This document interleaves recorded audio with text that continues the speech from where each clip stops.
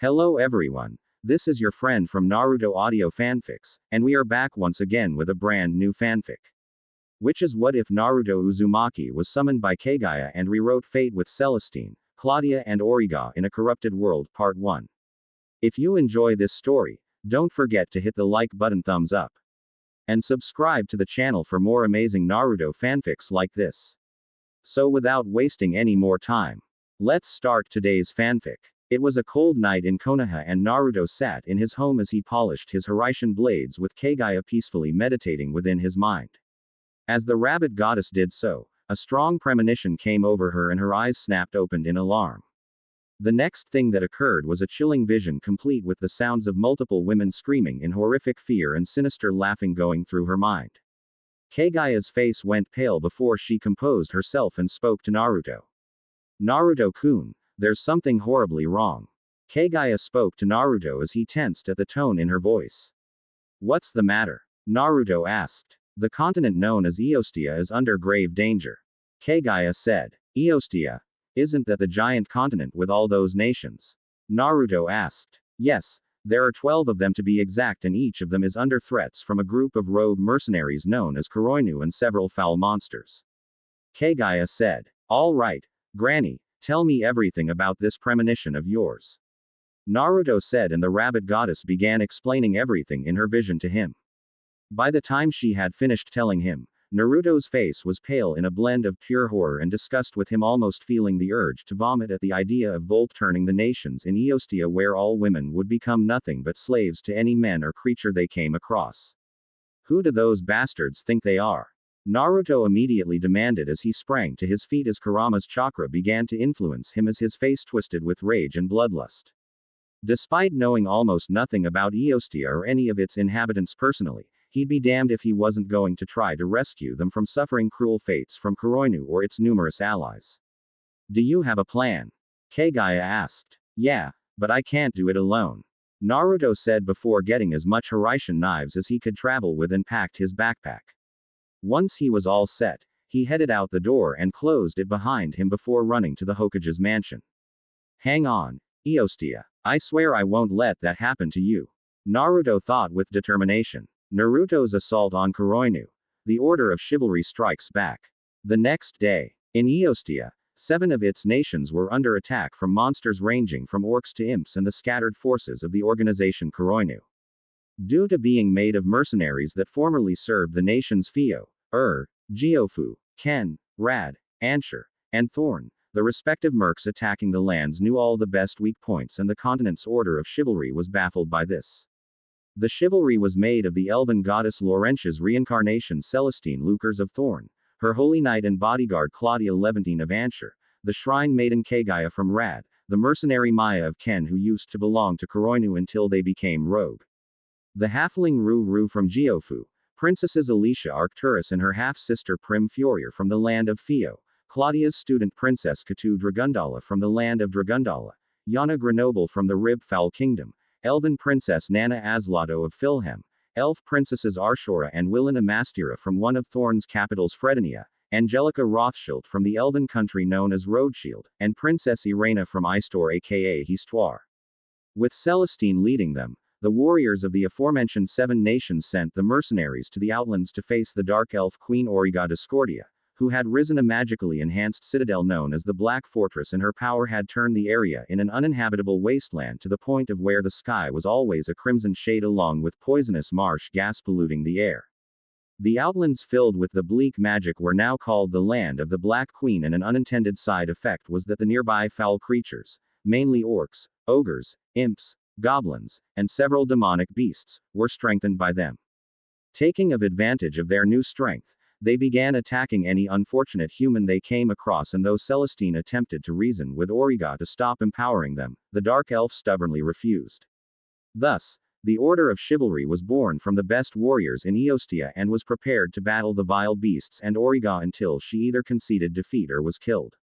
However, what they didn't see coming was 7 nations mercenaries becoming aligned under the strongest one in the land known as Volt, and his charisma even influencing the Outland monsters to join him along with multiple demons. With Volt's help, They imprisoned Origa in her own fortress along with her aide Chloe the half-dark elf and began planning his dream of conquering each nation in Eostia into a nation of service. So far, in half of the 7 nations, the princesses had all been captured and hidden, with Volt giving his allies orders not to rape them until he had captured Celestine, in a classic tactic of going after his enemy's leader while saving Origa for later. In Thorn, will you continue to deny us? I don't know how long I can hold my friend back. Volt, a large man with brown hair and cruel eyes of the same color, wearing brownish-red clothing that included a dark red cape. Most notably, aside from the scar going down his right eyebrow, adorning his legs were distinct greaves, and on his shoulder were red spalders bearing the silhouette of a wolf's head with its bared fangs displayed alongside a long broadsword with no guard on it on the right one. I don't care what happens to me, just leave my friends out of this. Celestine answered. Despite appearing to be in her mid-20s, she was a slim elf of several hundred years with silky long blonde hair that came to her high-heel sandals and wore a white outfit that practically left her, as she wore no undergarments, in a common trait with most elves. Her clothing could be described as a white crop top that exposed her great cleavage with long white extensions featuring a long black belt hanging in front of her nether region and 4 golden bracelets on either wrist. At the moment, she stood in her castle with Volt's henchmen, black werewolves, holding her scantily dressed vassals captive as he tried to get her to capitulate to him by putting her friends in danger. Perhaps if you answer to me soon enough, she'll be spared, too. Volt said as he gestured to a tan-skinned demon with white horns and long, slicked-back red hair bearing a goatee. He wore an open jacket with white fur turfs at the neckline and wore 2 belts across his midsection. The demon, Monster Battalion 7th Platoon General Ginyal, was harassing a curvaceous yet plump blonde woman of 34 years and 5.3 in height as tears streamed from her jade eyes. She wore her hair in a long bun, with the rest of it being a ponytail reaching to her back, and wore a regal, white variant of a choker with a blue gem in the center. The woman, Queen of Dragundala and Katu's mother Nina, had an impressive bust of 109 centimeters beneath a reddish-purple corset with gold ends atop a silky white dress and white bridal gauntlets featuring a waist of 58 centimeters. She wrapped her arms around her as she backed away from Ginyal, and he used some telekinetic method to pull her back to him. Come now, Nina-sama, I'll bet you didn't run from King Lawrence when he was hot for you. Ginyal smiled and Nina punched him in his jaw with all her might. Celestine looked on with concern at Nina, and Volt cruelly smiled at Ginyal as he dropped her onto her back while rubbing his jaw. Impressive. Let's see how feisty you truly are. Ginyal darkly sneered before he began ripping off Nina's clothes, and though she tried to fight back, it did little to stop him. With Nina and her vassals' lives at stakes, Celestine dare not make a move against Volt or Ginyal as she helplessly watched him strip her friend. Stop this at once, Nina fearfully said as she tried fighting back, and Ginyal succeeded at removing her clothes before exposing his erection. Both Nina and Celestine alike felt their stomachs churn at the sight of Ginyal's manhood, as it was riddled with grotesque lumps, and his hands reached for her bosom. Now then, let's have some fun with these queen-sized of yours, Ginyal said as his groin moved towards Nina's chest, and Celestine looked away as she tried to plead with Volt again. I'll need you to continue being the goddess in this new empire era and serve as the ultimate symbol. I trust you'll do it, Volt said, and Celestine tried her best to block the fearful wails coming from Nina and Ginyal's heartless snickering. Though she knew that completely trusting Volt was foolish, there was nothing she could do at the moment, and she didn't want anything worse happening to her captured friends or the people of Eostia if she could help it. I'll do it. Please spare my friends, Celestine said. I'll consider it, but Ginyal, what do you say? Volt said as he looked at Ginyal as a splattering sound was heard and Nina went silent. Celestine looked back at her and saw her friend's face and bosom was now covered in semen. It's a pity that you didn't even taste me, such petulance from a new widow, Ginyal heartlessly said. Don't you dare mention him, Nina began to say before gripping her body and deeply blushing as she felt her body becoming hot with throbbing arousal. Ginyal sneered as her grew erect and she covered both of them along with her womanhood. Oh, I forgot to mention my bodily fluids cause instant arousal, and look at you, getting aroused from the very demon that murdered your husband, Ginyal fiendishly said to Nina, who looked at him in hatred for bringing up her husband, who had been gruesomely decapitated by him in front of her and Katu earlier. The rest of Volt's henchmen and werewolves all laughed at Ginyal's comment before Volt looked to him. He nodded to Ginyal and the demon nodded before using his telekinesis to lift Nina off the floor. Under Volt's orders, she went up to the balcony and left her vassals with the werewolves while failing to notice him glance at them. On the balcony, Celestine was surrounded by henchmen and they had fireworks set to launch. What she didn't know was that he planned to launch the fireworks into the air while having his way with her to alert his allies in the nearest nations to begin conquering the respective lands they were stationed in, and she looked over the balcony railing to Thorn's citizens all gathered below with more of Coronu's henchmen and beasts surrounding them. Go on, Volt said to Celestine, who subtly nodded before addressing her citizens. Everyone, we have surrendered to Coronu and its Foss's wishes, with the first order being that our kingdom be reborn as the Empire. Though it is my sincerest apologies for not being strong enough to protect you, I will atone for my sins in allowing this to happen.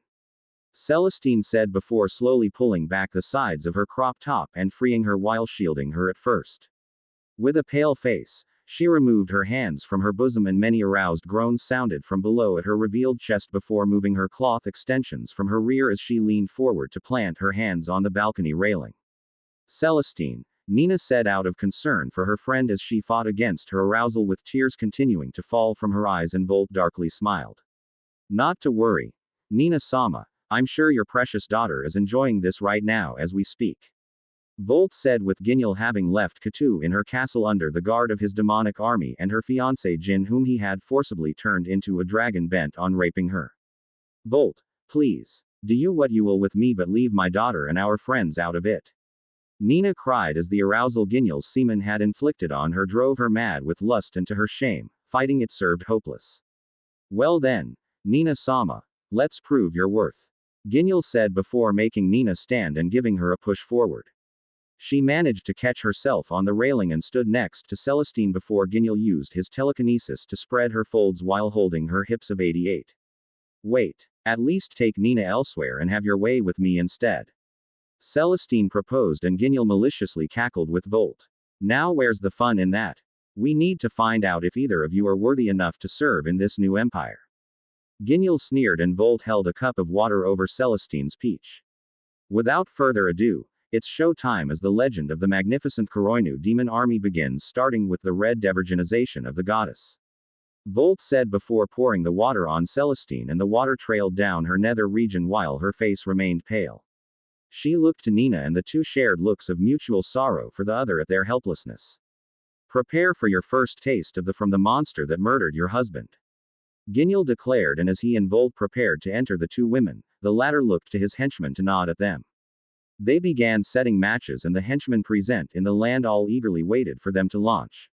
In Dragundala, any minute now, a humanoid green lizard with bulging yellow eyes said to his demonic brethren as they held carts with massive dragons chained to them, and they all viciously roared. Since most of the people in Dragundala were descended from dragons that eventually assumed human forms, Ginyal and his demonic army were easily able to use their inheritance to turn them into savage dragons bent on raping as many women as they could find and slaughter anything that attempted to get in their way. Unlike Volt's werewolves, the dragons possessed no trace of their human selves and only obeyed their lusts and animalistic mindsets. As Dragundala was closest to Thorn, it would be their task to launch their own signals to alert their allies in the nearby nations to set their invading armies loose, and the lizard looked to the Dragundala castle. I can only hope that Katu is still ripe for the taking. The lizard thought as he lecherously licked his lips.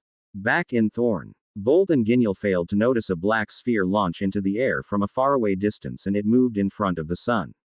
The next thing that occurred was the entire continent being overtaken by complete darkness, and even the nocturnal creatures such as Ginyal's demons and dragons couldn't see, as each nation's inhabitants and invaders were confused by this. Similar to an eclipse, the darkness faded away, and Volt and Ginyal looked to the other in a mutual loss for words before they eventually snapped out of their trances. He focused his attention back to Celestine, and when his didn't penetrate her folds the first time, he prepared himself again as she shut her eyes to await the pain of losing her virginity. As Volt's hips launched at her rear again, a blade burst from the ground underneath him and pierced his scrotum. Volt shouted in a mix of agony and shock as the blade lifted him into the air before he further slid down the weapon. Everyone present looked on in surprise, with Ginyal being paralyzed by Volt's situation long enough for an Asura Path buzzsaw to emerge from the ground. Before the demon could react, The blades met Ginyo's genitals and he loudly screamed from the revving blades cutting into them. What used to be his crotch was bloodily sent splattering across the balcony as it was violently shredded into a gaping hole, and the blade impaling Volt's groin was revealed to belong to Naruto's Hiraishin sword as he burst from the ground wearing his black flame-patterned red trench coat. The sword cut deeper into Volt's testicles with a sickening crunch being heard, and he continued shouting in pain with the blood running down the blade onto Naruto's hand as shadow clones burst from the crowd below. Army of Me by Chimera plays. Half of the clones all grabbed the civilians with the other half attacking the Coronu henchmen and ogres with all their techniques. Celestine and Nina looked on with shock as the shadow clone cutting into Ginyo jumped from the earth before slamming a Kurama-enhanced Rasengan into his chest. Get them out of here. Naruto commanded before two shadow clones sprang over him and picked up Celestine and Nina with Ginyo flying back into a higher wall with only the elf recognizing the shinobi's identity. As they flew away to the safety of Kaguya's open portals leading them to a forest realm, the rabbit goddess picked up Celestine and the elf recognized her. Lady Kaguya. Celestine managed to utter as she was carried away by her, and Nina found herself in a black dress formed from truth-seeking balls of the clone holding her as he took her elsewhere. Back inside the castle, Naruto's shadow clones attacked the werewolves in their version 2 modes and savagely beat them. One werewolf yelped as the clone he battled gripped him by the jaw and slammed his head into the floor before hurling him into a nearby pillar. Before he could fall, the clone attacked him again and used his tails to carve him into pieces while mercilessly pounding his head in. Another clone sliced one werewolf in half with a swipe of his claw and destroyed his body using multiple chakra fists as the unharmed vassals were escorted to safety. Back with Naruto, he grabbed Volt's throat and ripped his Hiraishin blade out of his testicles as he slammed him onto the ground. More of his clones were attacking Volt's henchmen and some of their disembodied heads went flying off the building as Ginyo fell to the ground. One shadow clone flew high into the air and fired a tailed beast bomb that traveled higher until it came into contact with 11 others fired from the other nations along with the outlands in Eostia's central location. The mixed attacks fused into one bomb that caused an aerial explosion big enough for all nations to see as Naruto's gathered allies launched assaults on the invading forces of each land. Gaara, having Tamari and Kankuro watch Sunagaku for him, was in Histoire with Shukaku's aid and Konan saw to Rib Foul Kingdom being protected from the revived ogre Gido and his forces remaining with him. Kushimaru and Jinpachi were protecting Fio and its sister nation from invading imps and ogres. Han and Pakura were defending Philhem from the usurper Kyle with the help of Kokuo, while Sasuke was in Dragundala. Amayuri and Fu were in the outlands with Chome assisting them, and Orochimaru volunteered to defend Rad with Yugito and Matabi, part of his interest being the chance of capturing some of the empowered beasts for experimentation. Yagura had Isobu along with Mangetsu and Suigetsu assisting the nation of Ken, while Utakata and Saiken were in Ansher looking for Claudia. Killer Bee, Jinin, and Roshi along with Son Goku were in Geofu fighting the orcs and ogres, while Kinkaku and Ginkaku helped Naruto in Thorn. With Roadshield not being far from Thorn, a legion of shadow clones led a siege on the land's primary threat, and Naruto, taking experience from the war, had given each fighter a legion of his shadow clones for heightened backup in rounding up civilians. In the tradition of the 7 ninja swordsmen, Fio, Geofu, Origa's domain, and Ken were shrouded by the hidden mist technique that allowed them to attack the invaders with their infamous silent killing technique. Back with Naruto, he surveyed Thorn as several flying Rasenshuriken were launched at all the beasts and Coronu members with multiple explosions taking place. He didn't notice Ginyo hold his hand out at Volt as the man writhed in pain on the ground from his bleeding groin and used his telekinetic powers to heal his crotch into its former state, hoping to use this to buy himself more time to heal. Driven by pure anger, Volt got to his feet and picked up his discarded broadsword as Naruto spun around to launch a kunai at Ginyo's head. The blade flew at Ginyo before a mystic shield materialized in front of him and stopped the kunai before it dropped to the ground where it shattered. You just made a grave mistake, boy. Volt hissed before Naruto whipped out 2 Hiraishin kunai and ripped off the tags before activating his Rinnegan. Using Rinbo Hengoku, the invisible shadow flew into Ginyo as he began to heal himself and knocked him back at the newly arrived Kinkaku. Kinkaku lashed Shichiseiken forward and cut into Ginyo's backside before Ginkaku showed up in his version 2 state. He swung his longest tail at Ginyo's midsection before impaling his body on it and pulling him towards him. Hey, Kinkaku, Let's have fun with this demon while Naruto finishes the guts wannabe over there. Ginkaku said before using his tail to thrash Ginyu against the ground repeatedly. Right. Ginkaku. Kinkaku grinned before springing at Ginyu and slamming his fist against his head as his second sibling held him down. Volt took his attention off Ginyu as he and Naruto began circling each other with their weapons drawn. It's over, Volt, you and your crew's idea of an empire. Naruto scowled at Volt. I would think someone with your power would support the idea of having any woman in eyesight as yours to do with. The way I see, you're just like me, Volt began to say. That's bullshit, Volt, and you know it. Naruto vehemently cut him off. Is it? You're trying to conquer this nation for yourself when you could be working with us, and here you are wasting your reserves on saving these women. The idea of men like you stopping an idea like is absurd. Volt said. The only thing absurd is your dream, and every last one of you dug your own grave the minute you thought you could pull it off. Naruto said with his Rinnegan deactivating, and his killing intent made Volt tremble with excitement. Tell me something, boy. Are you truly saving those bitches or taking all of them for yourself? Volt said. The only thing I'm taking today is your head. Naruto said with his eyes becoming Kurama's, and despite beating down Ginyu, Kinkaku and Ginkaku heard their adopted siblings resolve before smiling with pride. The two stood still before Volt sprang at Naruto and swung his sword at the shinobi. Naruto sprang into the air and connected his first sword against Volt before applying pressure to it while midair. Volt was astonished by how heavy his sword now felt as Naruto pressured him to where he placed his second hand on the sword in an attempt to keep it up. Even with both hands on the sword, Volt still struggled against Naruto before he flipped back and landed on the ground. He shot forward and kneed Volt's chest to where he hunched over as the blonde tucked in his feet. Using this moment, he angled himself and elbow dropped onto Volt's back before shooting into the air again.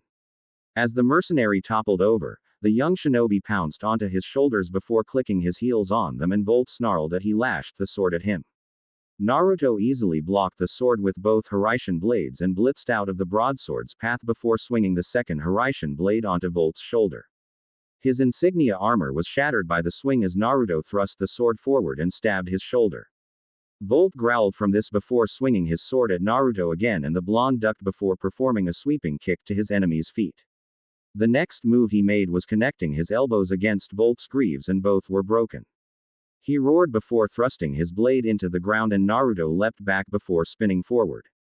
The blonde connected his elbow against Volt's jaw and delivered a swift headbutt that knocked his foe back. Volt lashed his boot at Naruto's chest and missed once he ducked, not knowing this is what his enemy wanted. He viciously brought the sword down with Naruto crossing his blades, and it instead connected against his own weapons. Though Volt prepared for another kick, Naruto quickly stood up and slammed his foot into his heart as he dropped one of his swords. He started to fall back as his ankle was gripped by Naruto, who reared his hand up and brought the merc back down onto the ground with a thud.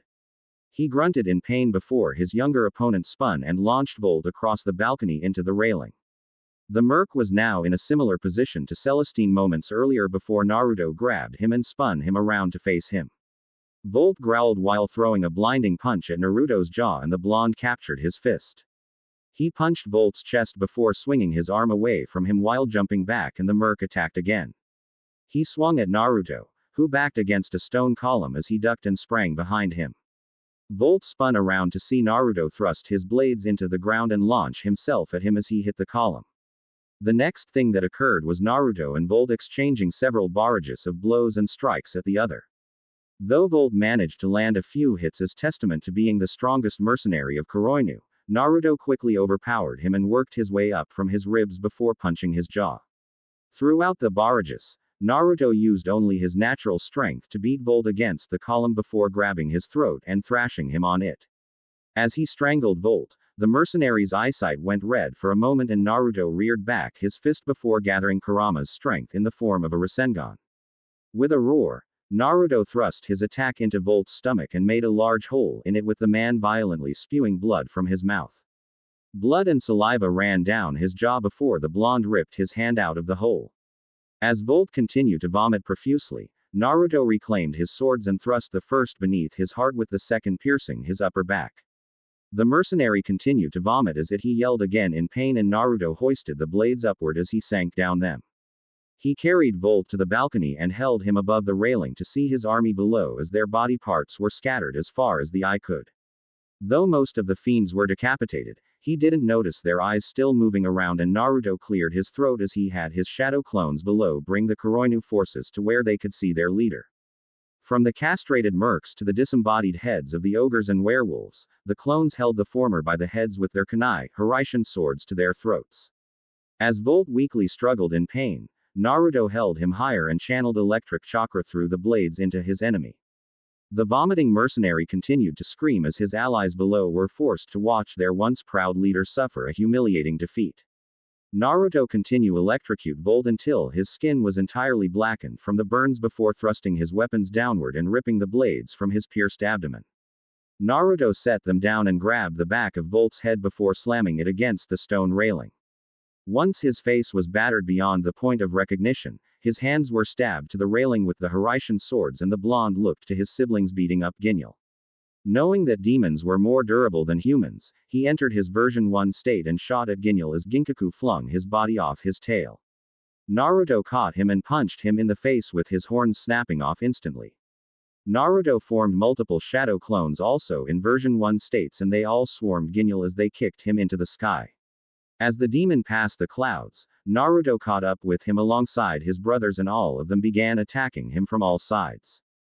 Ginyu roared in agony as he was pummeled and battered by countless strikes and kicks before 3 of the clones kicked him into the balcony. He slammed face first into the air before Kinkaku set him ablaze with the Bashozen, and he yelled from the intense flames burning his flesh.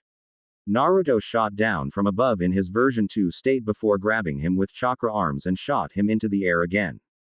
Before he could get far, Naruto, Ginkaku, and Kinkaku, now in his own version 2 state, skewered his torso with their tails and worked together to slam him into the ground repeatedly with the shadow clones standing by. Ginyu tried to make a mystic portal that could take him to safety before Ginkaku electrocuted him with his lightning release, and 2 clones sliced the demon's hands apart with chakra rods. Kurama's chakra coursed through the siblings' respective tails and immobilized Ginyu as they slammed him onto the ground a final time. The clones closed in on Ginyu and began beating him into the earth before launching him into the balcony next to Volt. Dispelling his version 2 state, Naruto formed 2 chakra rods while his clones made both Volt and Ginyu face him as they restrained either of the fiends and hurled them back against the wall. Using the heat of Kurama's chakra, the blonde pinned their gaping hands and feet to the wall while Volt and Ginyu screamed in pain as the clones held them steady with little effort as they sizzled. "What have you done to us?" Ginyu managed to hiss in pain as Kinkaku and Ginkaku stood nearby. "What are you 2 complaining about? You wanted blood and now our brother has given you just what you wanted." Kinkaku cruelly sneered, with the poles being lengthened to prevent any chances of being torn out. "No, please don't, we surrender."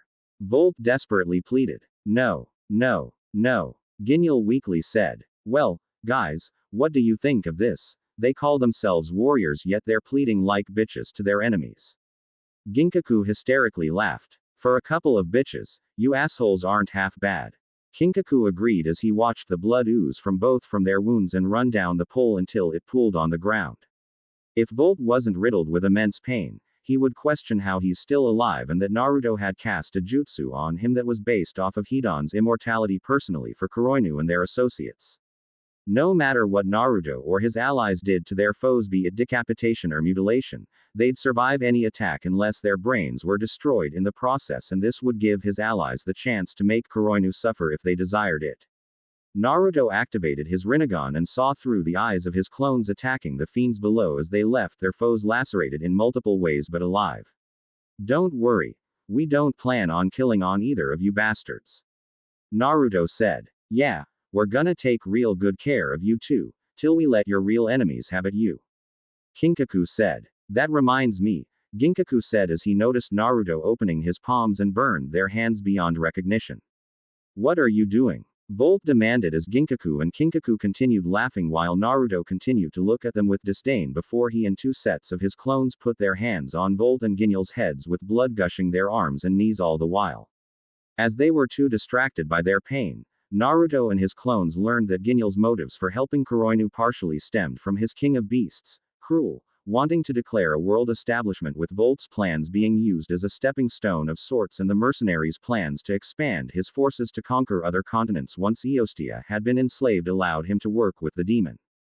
Once he got what he wanted to know from Naruto looked to his siblings and nodded before leaping off the balcony and flying away. Volt mentally cursed his position and Ginyal was similarly too weak beyond measure to attempt an escape with his powers as it was forced as deeply as it could go in his throat. 4 of the clones disappeared with the rest remaining to secure the 2 villains with their pinned limbs and stand guard over them while they bled out.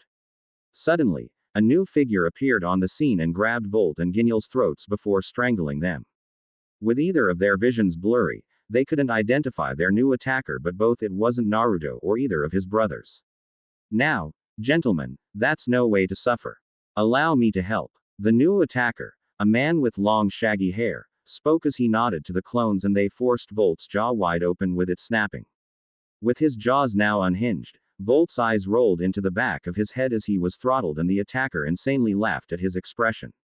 That's a much better face, now, isn't it? You'll be out before you know it and now the demon.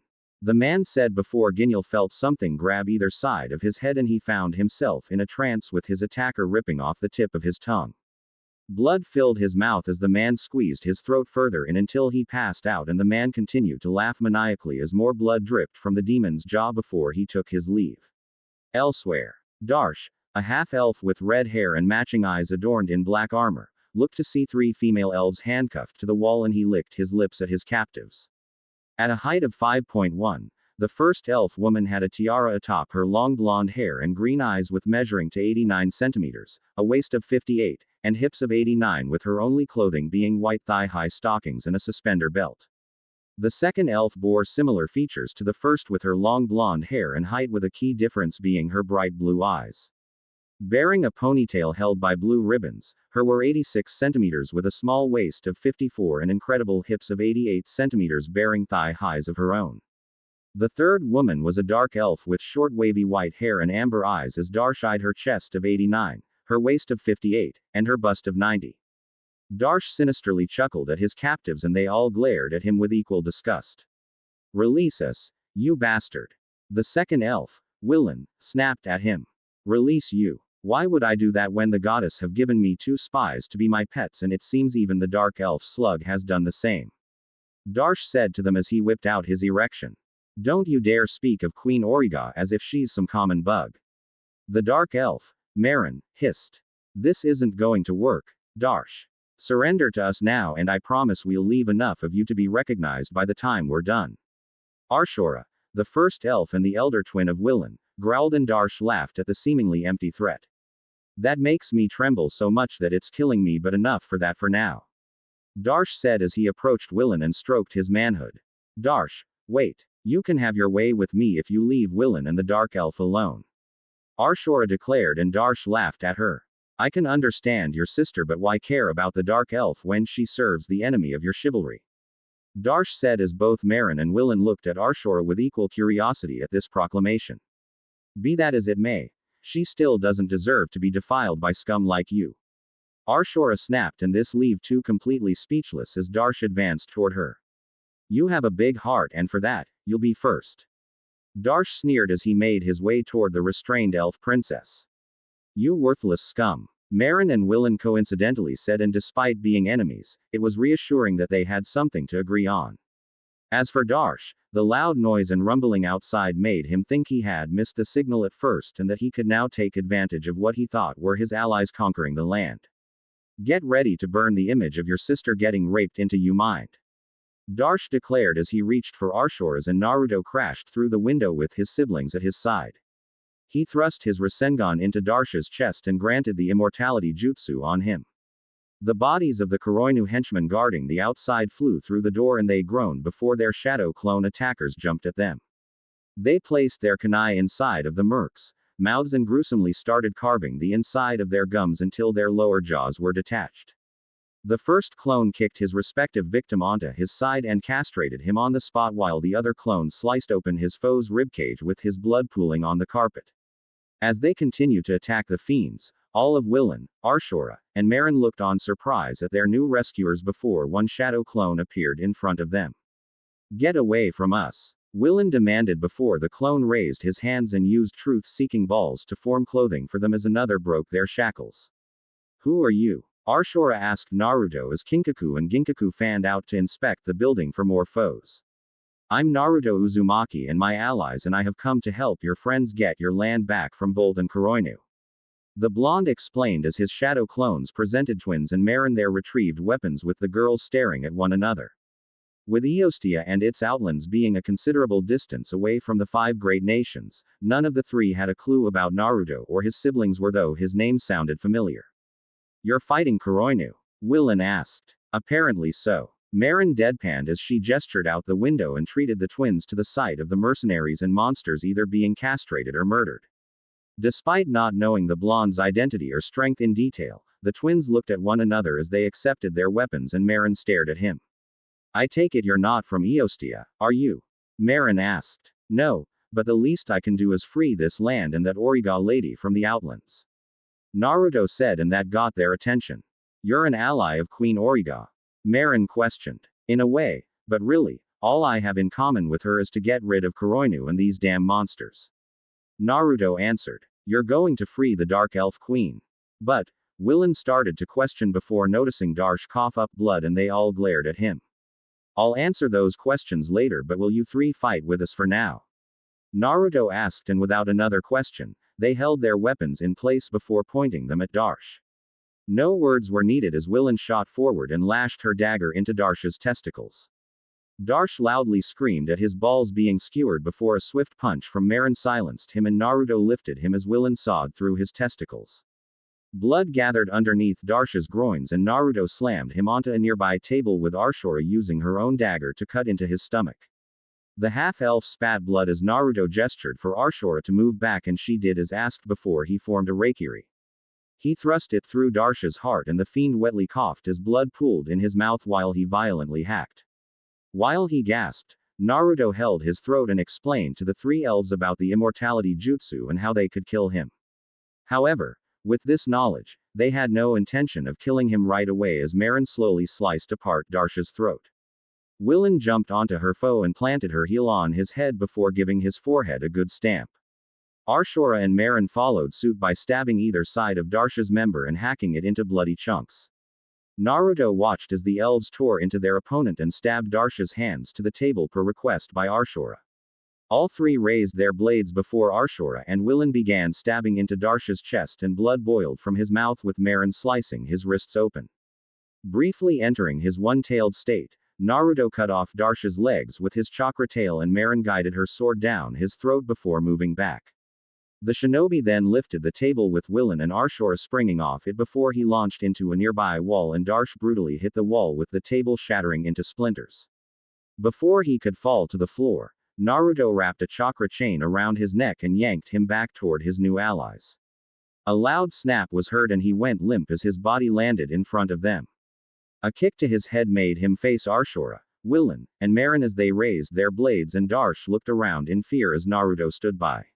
He loudly screamed as they brought their weapons down, and Willen's weapon was the first to go into his mouth, with Marin and Arshura's sword cutting into his temple. Darsh's head was then mutilated beyond recognition as the elves stabbed into it repeatedly and gave his headless body a look of disdain before Marin looked to Naruto as the screaming from outside the room ceased, with his siblings returning. You say you want to save this continent and that of Queen Origa's domain? Marin asked. That's right, and though my friends are out there in each nation fighting Coronu right now, we could always use more help.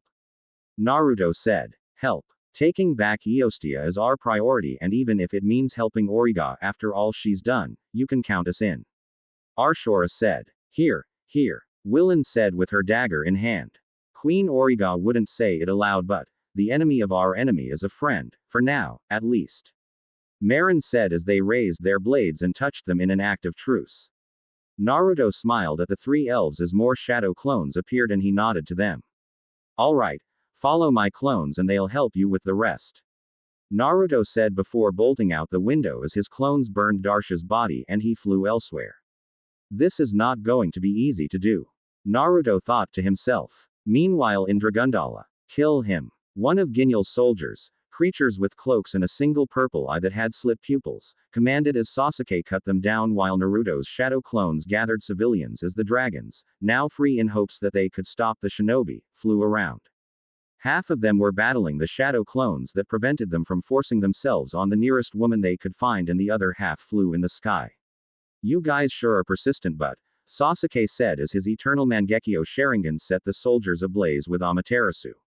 As they screamed in pain while burning to death, Sasuke noticed half of the dragons flying his direction and knocked them back with Shinra Tensei. He then used his dojutsu on a nearby soldier to get him to reveal Ginyo's goal and looked to see the clones all sending Rasenshuriken and tailed beast bombs into the dragons in the sky in their eagle avatars. Sasuke noticed one clone jumping on a dragon and crushing the beast's head with an ultra-big ball Rasengan before he entered his Susanoo's complete body form. Thanks to the other half of Kaguya's chakra engram being within him, her chakra allowed him to form a humanoid made entirely of chakra within the complete body, and he flew into the air until he cast a wide-scale Amaterasu within the area. A cumulonimbus cloud formed overhead and Sasuke noticed the true Naruto running into the Dragundala castle with some shadow clones. Hemming to himself, he looked back to the dragons that flew at him and a figure appeared on his shoulder.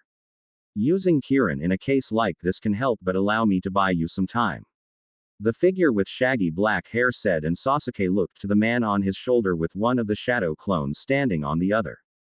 "Fire style. Great fire annihilation," said the man as he spewed fire at the nearest dragons, and the shadow clone used fire style, Uzumaki Hellstorm Rage Magma Inferno to back him up. Any dragon god in either fire style technique was immediately incinerated, and Sasuke looked to the man on his shoulder. "HMPH. Not bad," Sasuke said to the man, Madara Uchiha apparently raised from the dead yet again, as he entered his own Susanoo complete body and threw Yusaka Magatama at more of the beasts while creating another field of Amaterasu. With the Amaterasu burning the nearest demons and Ginyo's soldiers, Madara shot off Sasuke's shoulder as the younger Uchiha gathered Chidori in his Susanoo's hand and swung it downward. The lightning dragon was directed towards any flying beast until the sky was empty of them, and Sasuke watched as the jutsu reached its end. Madara looked towards the Dragundala castle and proceeded to make his way there with Sasuke and the shadow clones following suit. Unavoidable as it may be, here goes, Sasuke and Madara thought to themselves. A few minutes earlier in the throne room. "Jin, please," cried a slim young woman with long lilac gray hair that was parted in the middle in an Odango style and green eyes as she was pursued through the castle by an immense dragon. The girl, Katu, was around Naruto's age with a large bust of 88 that was accented by her strapless unitard along with her waist of 54 and hips of 83. Katu's fiancé Jindrak Hemi, personally known as Jin to her, had blue skin with red sclera and blue slit pupils as he stomped after her. With Ginyo having personally cursed him to become a dragon, any shred of humanity was replaced only with savage lust and malevolence to anything that dared get in his way as he chased her. Since Katu's sword had been destroyed by Ginyo's mystic shield when she attempted to avenge her father, she hadn't any way to defend herself against Jin or the monsters guarding the exits. Ginyo had given her a cruel ultimatum in which she could either kill Jin in his dragon form or become his rape victim. Naturally, she refused to slay Jin even though his final words before transforming were for her to run from him, and he viciously roared as he pursued her. Katu tried not to look back as Jin followed her, and she looked ahead at one monster, Pigman, who was masturbating while intently staring at her. As his name would suggest, Pigman was a humanoid pig half of Jin's size with purple skin and of great girth with floppy ears. Katu stopped dead in her tracks as Pigman's semen flew in her direction and Jin grabbed her. "Jin!" Katu called out to him, and he roared as he brought her to his erection as she yelled in fear. Suddenly, Naruto dropped from one of the windows in his version 2 state and flew at Jin before punching the dragon dead in the nose. Jin's head flew back as he dropped Katu, and Naruto caught her with chakra arms before setting her behind him. Once Jin recovered, he viciously roared at Naruto and swung at him before he was tangled in a set of chakra chains from shadow clones swarming the castle. One of the demons, a lion creature, was sent flying with one of the shadow clones being in a miniature version of the lion avatar. With a bestial roar from the avatar, the clone pounced on the demon and slashed his chest with his claws as the demon screamed. Getting in the creature's face, The clone made the avatar roar as loudly as possible, and Katu looked around her to see Naruto's shadow clones attacking the demons before her attention was guided to Jin. By now, he was restrained against the wall by the chakra chains and struggled against them while the shadow clones ventured deeper into the castle. They entered the dungeons and found a bosomy young handmaiden with long fiery orange hair and purple eyes hiding. Once she saw the clones in their version 1 states, she backed into a corner in a ball of fear and held her hand out. Please, don't hurt Princess Katu. Take me instead. The handmaiden, Anna, cried out as she mistook the clones for more of Ginel's forces. To calm her down, they reverted to their regular appearance and she stopped trembling. Don't worry, we're here to help your land. One of the clones answered with Naruto, in his normal appearance, telling Katu the same thing back in the throne. Who are you? Katu asked as Naruto helped her to her feet. Naruto Uzumaki, and I'm here to help you and your mother. Naruto said. Is she alright? Did that monster Ginel do anything to her? Katu demanded, and given Nina's molestation before he showed up, he wasn't sure how to answer her question. Let's just say Ginel is worse off right now than your mom might be. Naruto said, and before she could ask anything more, screams filled the room. She looked around to see the demons being attacked and a shadow clone arrived next to them. Katu, I think this should belong to you. The clone said as he handed her a broadsword, and she recognized it as her father's weapon. With a somber expression of it now being a keepsake, she slowly accepted it and looked to see Sasuke and Madara arrive. It's good to see you're unharmed, Princess Katu.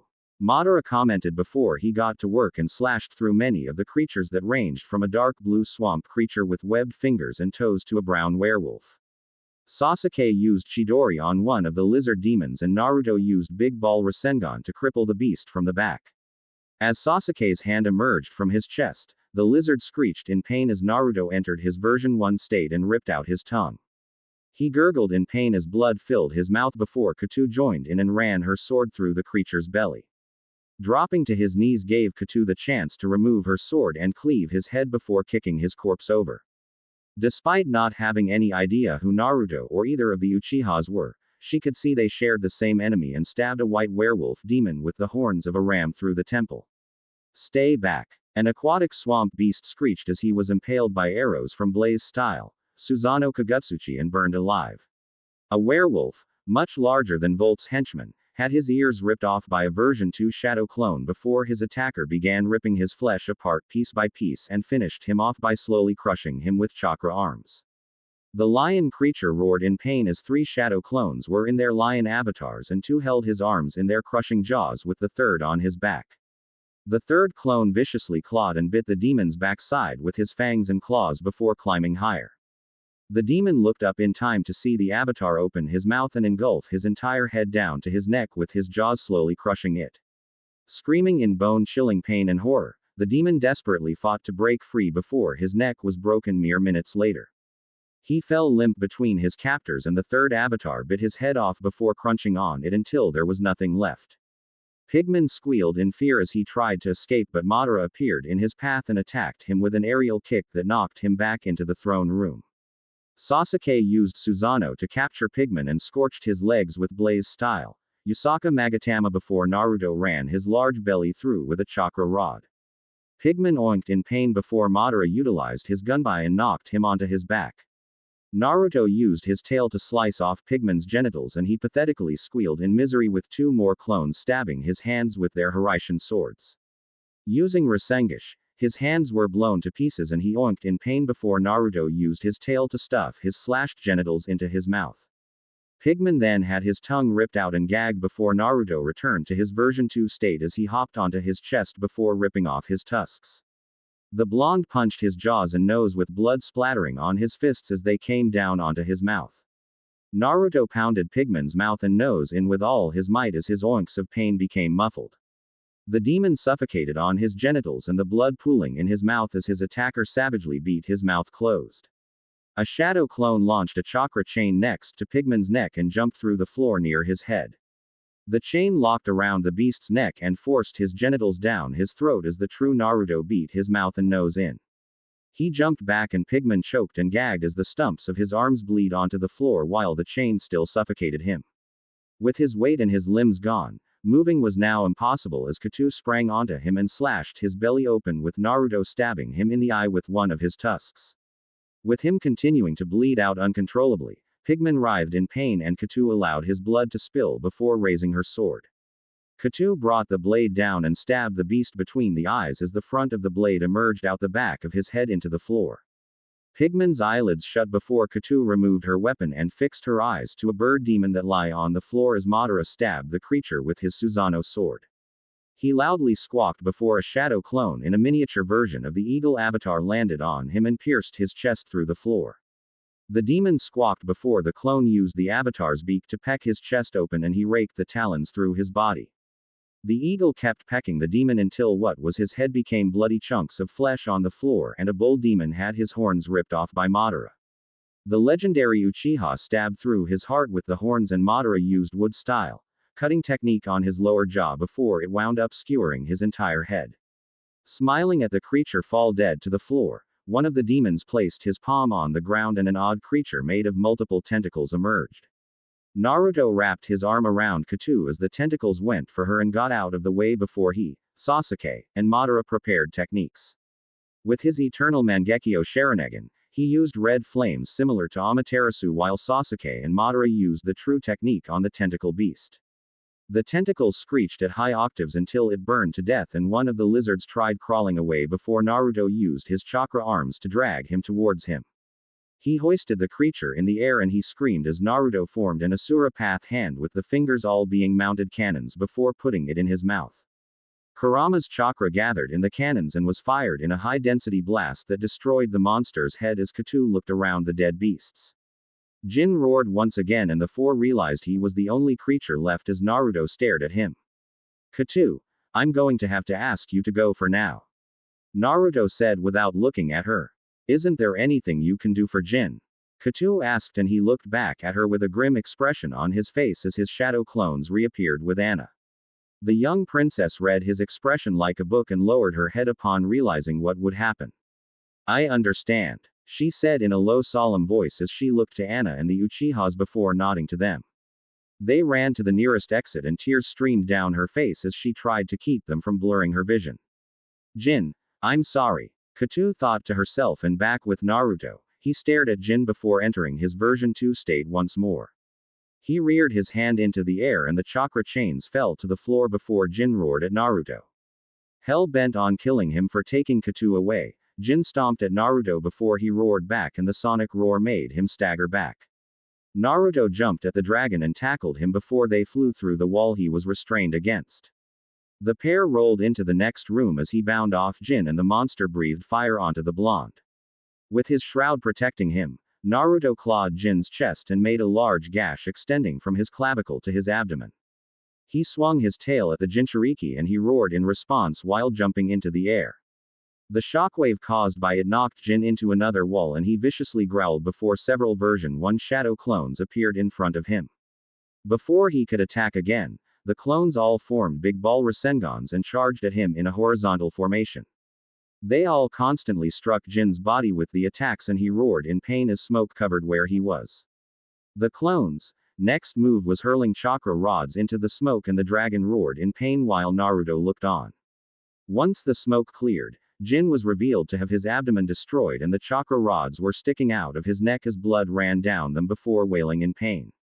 Despite learning from Ginyu that a dragon could never return to being a human, he looked at Jin with sympathy from knowing the beast wasn't genuinely evil and was just as much a victim as the other civilians turned dragon. Thanks to him being cursed by Ginyu himself, Jin had more endurance than the other dragons and he looked directly at Naruto. As they shared looks, blood trickled down Jin's neck and dripped onto the floor as he placed his hand on his wound as he continued to bleed. Jin looked his wounds and returned his gaze to Naruto with his head lowering, almost giving the impression that he was mentally asking why he was being attacked. He roared again before taking a step forward and ultimately falling with the loudest screech he could utter. The clones moved back as Jin crashed onto the floor with his arm draped around his wound and he wailed in pain before Naruto and his shadow clones formed another round of big ball Rasengan. Intending to put Jin out of his misery, they slammed the attacks into his whole body and Naruto went for his head while forming a Raikiri in the other hand. As he charged forward, Jin locked dying eyes with him, and the only sound Naruto could hear was the dragon's heartbeat growing weaker. Their gazes never left each other as the shinobi nodded to Jin before slamming the attack into his skull just as his eyes began to darken and the attacks left a colossal smoldering hole in the floor with no trace of Jin's body. Naruto reverted to his normal state and looked at where the dragon had been with a solemn stare. He looked to his other clones and they disposed of the bodies of the demons with their Amaterasu-like attacks. Outside the castle, Katu, having heard Jin's dying roar earlier, continued to weep for him as Sasuke and Madara gave her some space to mourn with Anna comforting her. Normally, they'd offer her some sympathetic words but nothing they could say would help her recover from her loss, and Naruto appeared next to her before putting a sympathetic hand on her shoulder. "I have something for you," Naruto said while handing Katu her armored gauntlet gloves and performing a few hand signs with another shadow clone, taking Anna to the dimension realm where the respective citizens of each Eostia nation was being kept. Once she was fully armored, Naruto did a summoning jutsu and slammed his palm on the ground as Ginyl appeared with the rod still embedded in his hands. Katu violently snarled as she gripped her sword and Naruto snapped the rod out of Ginyl's body before the princess launched herself at the demon. Katu grabbed Ginyl's throat with a furious roar before slamming him against a wall and ran him through his heart. He vomited blood again before the infuriated princess struck his stomach with all her might and punched him in the jaw. His head reeled back before she pulled him towards her and he spewed blood again. Katu dug the blade deeper into Ginyl's heart and struck him again before punching him with all her might. As she struck Ginyl, the image of her father's murder and Jin being transformed against his will flashed through her mind as blood fell from his mouth. Without his tongue, he couldn't mock Katu over Lawrence, his molestation of Nina, or Jin, as his absence was the sole explanation the demon needed to know that he was dead after all. Katu kept punching Ginyl's face in until her gloves were stained with blood and she ripped the sword out of his stomach as he kept hacking blood. She thrust her fist into his stomach and ripped out his heart with a mighty grip. Though she had been told on how to kill Ginyl with his new immortality, she found this to her advantage to attack him as much as she pleased, and she covered his blood-leaking mouth while pointing the blade at the underside of his goatee. She suddenly stopped and backed away from Ginyl with falling from the wall. Once he landed on his knees, another blade was thrust into his backside and emerged from his throat. Choking on his blood, he looked up to see Nina standing above him as she held onto a sword and her eyes were still red from tears before she darkly scowled at him. Nina ripped the sword out of Ginyl and raised it into the air with Katu positioning the blade at his forehead. Fear overtook the demon's expression before he attempted to crawl, but Katu's metal-plated foot kicked him in the face and he continued choking as Nina swiftly brought the sword down onto his neck. Ginyl's head was severed before it was impaled on Katu's broadsword and she slammed the blade onto the ground with it being cleaved in two. The images of all that Ginyl had done still fresh in her head, Katu started hacking away at his remains and still didn't stop until the demon was nothing but gorily scattered chunks that Sasuke dissolved with his Amaterasu. "Katu," Nina said before her daughter huffed and puffed as she dropped her father's swords to face her.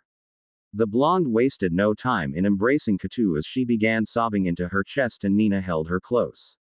"Naruto," Sasuke said as he revealed one of Ginyl's remaining soldiers and used his genjutsu to make him open a portal to where Cruel originated from. Knowing Naruto could easily teleport himself back to their realm once his business in Ginyl's land was finished, neither Sasuke nor Madara bothered questioning him as he took a step forward. He looked to his friends and nodded before walking into the portal where he vanished from sight. Once Nina and Katu ended their embrace, the shadow clone began explaining what was happening to Eostia while Sasuke and Madara flew to the nearest nation in their Susanoo modes. Elsewhere in Histoire. "Don't try running. I'm not done killing of you yet."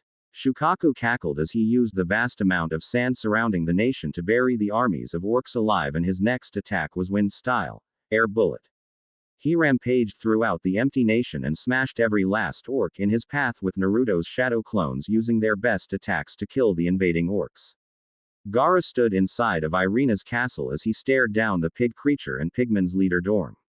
As with the aforementioned demon, Dorm stood in an erect manner with a necklace made of bones, with the central one being a bird's skull, and he had glowing red eyes.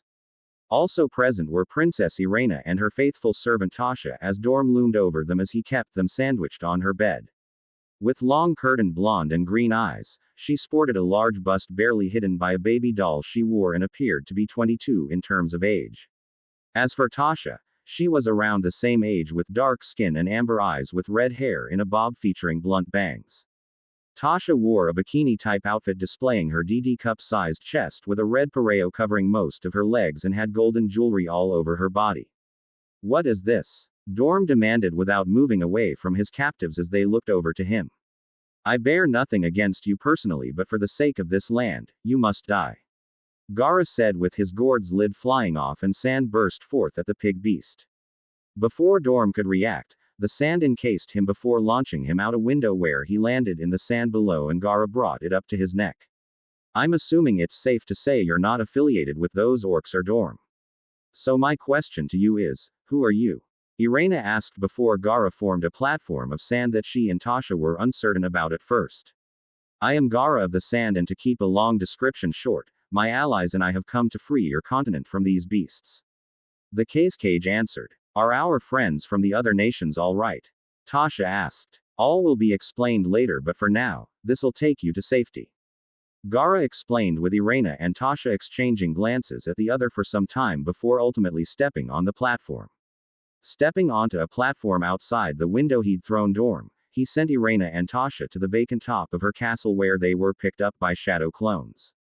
With the two of them now secure, Gaara looked down and descended to Dorm struggling in the sand. He opened his palms and the sand made a cocoon around him before lifting the beast into the air while preparing to use sand burial. "Pig in a sand blanket. Sounds like my kind of meal," Shukaku said as he stomped over to Gaara, and Dorm's eyes grew wide at the approaching Tanuki. The Cage held the pig monster steady as Shukaku grabbed him and inspected him before licking his jaws. "Put me down, fiend," Dorm snapped at Shukaku, who raised him into the air while he opened his jaws. "Fine by me," Shukaku madly cackled before dropping him into his mouth, and Dorm screamed as the tailed beast took his time in chewing him. Licking his jaws again, he looked to Gaara as he stood on the sand platform and it raised it to his level. "The amount of enemies in this part of the continent makes me wonder just how much of them are truly out there," Gaara said. "We're about to find out, since I'm not picking up any more negative emotions around here," a shadow clone said. "Well then, it's time to move on to some new prey," Shukaku said, with a few of the shadow clones gathering around them and teleporting them to the nearest nation in need. And Fio. "What the hell is up with this mist?" An imp leading 14 others growled to himself as he and his pack tried to get their bearings to no success. While they struggled to get their eyesight back, they failed to notice both of their ogre and mercenaries allies collapsing to the ground throughout the kingdom. The mist eventually began to lift and the imps sinisterly smiled before focusing on their targets, a group of 6 youthful nuns being handcuffed to a massive plank wall held by 3 ogres.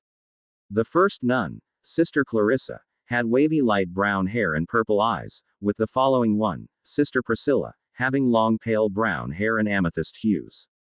The third nun, Sister Martha, was bespectacled with cobalt eyes and long black hair with a long strand between her eyes, as the fourth, Sister Jane, had brownish orange hair beneath her blue habit with purple eyes. The fifth nun, Sister Eriko, had reddish brown eyes and had short dark auburn colored hair with a habit atop her head, and the final nun, Sister Amelie, had short blonde hair with dark violet eyes. "Please let us go," Martha pleaded, and the imps all cackled at her request. "Let us go. Who the hell would obey that weak little cry?" The lead imp sneered. "Besides, we haven't had our fun yet." Another imp chuckled before half of them jumped onto the wall and surrounded the nuns before tearing at their bodices. "Please, I beg of you," Clarissa said. "I don't want my first time to be with a monster," Amelie said, and this prompted the fiendish creatures to continue laughing at her fear. 2 imps noticed Jane to be the most silent and crawled on either side of her before getting in her face. "If you've got time to be silent, then you should be satisfying our." The imp cackled and Jane only smiled. "Anything to say now?" The other imp cackled. "Yes. Needle and scroll," Jane shouted before she and the nuns transformed into shadow clones as they flew off the wall. Before the imps and ogres could react in time to this, Kushimaru launched Nuibari at the imps and they all screeched as it tore through their chests, with the needle coming out their hearts first. The ogres roared in anger before Jinpachi arrived and kicked them into a nearby wall. Each beast looked up at him to roar as he launched Shibuki's scroll forward and wrapped all of their heads. Boom. Jinpachi grinned as it blew the ogres to pieces, and Kushimaru laughed at this while using his sewing skills to bind them on the plank. With the real nuns having been saved by the shadow clones during the hidden mist with their eternal Rinnegan powers allowing them to see, Kushimaru and Jinpachi had been lying in wait for the clones to call them. The imps shrieked and screeched in agony as he maneuvered the wires embedded in their chest in a manner one would use in flossing. Kushimaru continued to fiendishly laugh at the imps' torment and suddenly got an idea. Know what? You imps came to smash. I'll let you smash all you like. Kushimaru cackled as he used the wires to make them face away each in front-to-back formation and pulled them forth. In an instant, the imps smashed together and they all wailed in searing pain as their bones started cracking. Stop this madness. The lead imp shouted angrily, and their pain-filled, horrifying screams were only music to Kushimaru's ears as he squeezed them against the other repeatedly. Once the cracking grew louder, he still cackled at the top of his lungs and held his ribs. Hey, Jinpachi, get over here. You're missing the show, Kushimaru said with his fellow swordsman joining him and grinning at the scene of imps being smothered against each other to where they began wheezing. He kept the imps in action until the plank underneath them was covered in blood and Jinpachi steadied Shibuki. Time for the finale, Jinpachi said with Kushimaru jumping back, and he ran forward before swinging his blade. The trapped imps screamed in agony and fear as he swung Shibuki at the wall with an explosion occurring.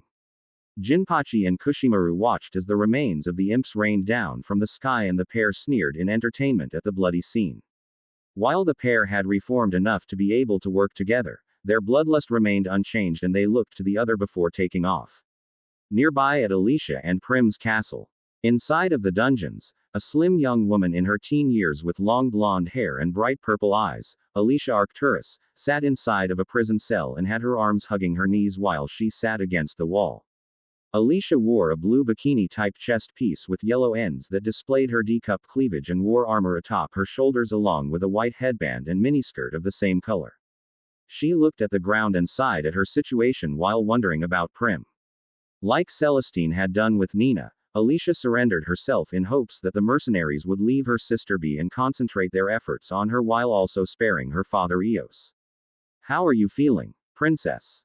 A voice asked, and Alicia looked up to a gray-haired elderly man with a red beret wearing a green tunic with dark blue pants. Beasley, what are you doing here? Alicia asked, and the man, Theos Minister Beasley, remained silent. Wait, what's happened outside? She asked. Some persistent mist was out there a moment ago. Beasley answered. What about the battle? I heard it started when a bomb blew up the inside of the first gate. Alicia said. Perhaps. Beasley said, and something in Alicia's mind began to click. Wait a minute, Beasley, you didn't. Alicia realized with him having visited the gate for the last few days, and he smiled with an evil gleam in his eyes. Yes, as you deduced, Princess Alicia. Beasley said, and Alicia, figuring out that she had been set up, got to her feet before grabbing the prison bars. You bastard. What have you done with Prim and my soldiers? Alicia demanded, and Beasley chuckled. You will now become prime merchandise in this new nation of service, or they may fall into trouble. After all, Prim's virginity is making much of your new owners impatient, and they may tarnish your arrangement with them. Beasley smiled as he opened the cell door and he entered it. Fiend, how far will you go? Alicia said. I will not move a single muscle until you're mine. Beasley said before Nuibari sailed through the bars and pierced the man's belly through the back, with Kushimaru directing the blade to sail through his stomach fat. It flew back to him and Beasley screamed as he bled while Alicia looked on in surprise, with a shadow clone appearing next to the swordsman. He wrapped a chakra chain around the minister's neck and yanked him back against the bars while throttling him. Beasley wheezed as he bled out before Kushimaru ripped his longsword out and the shadow clone kicked the cell bars.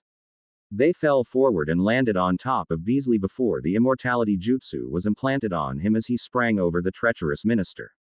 Alicia looked as he held her sword to her and guided her attention to Kushimaru stepping on Beasley's stomach as it profusely spilled out blood onto the floor.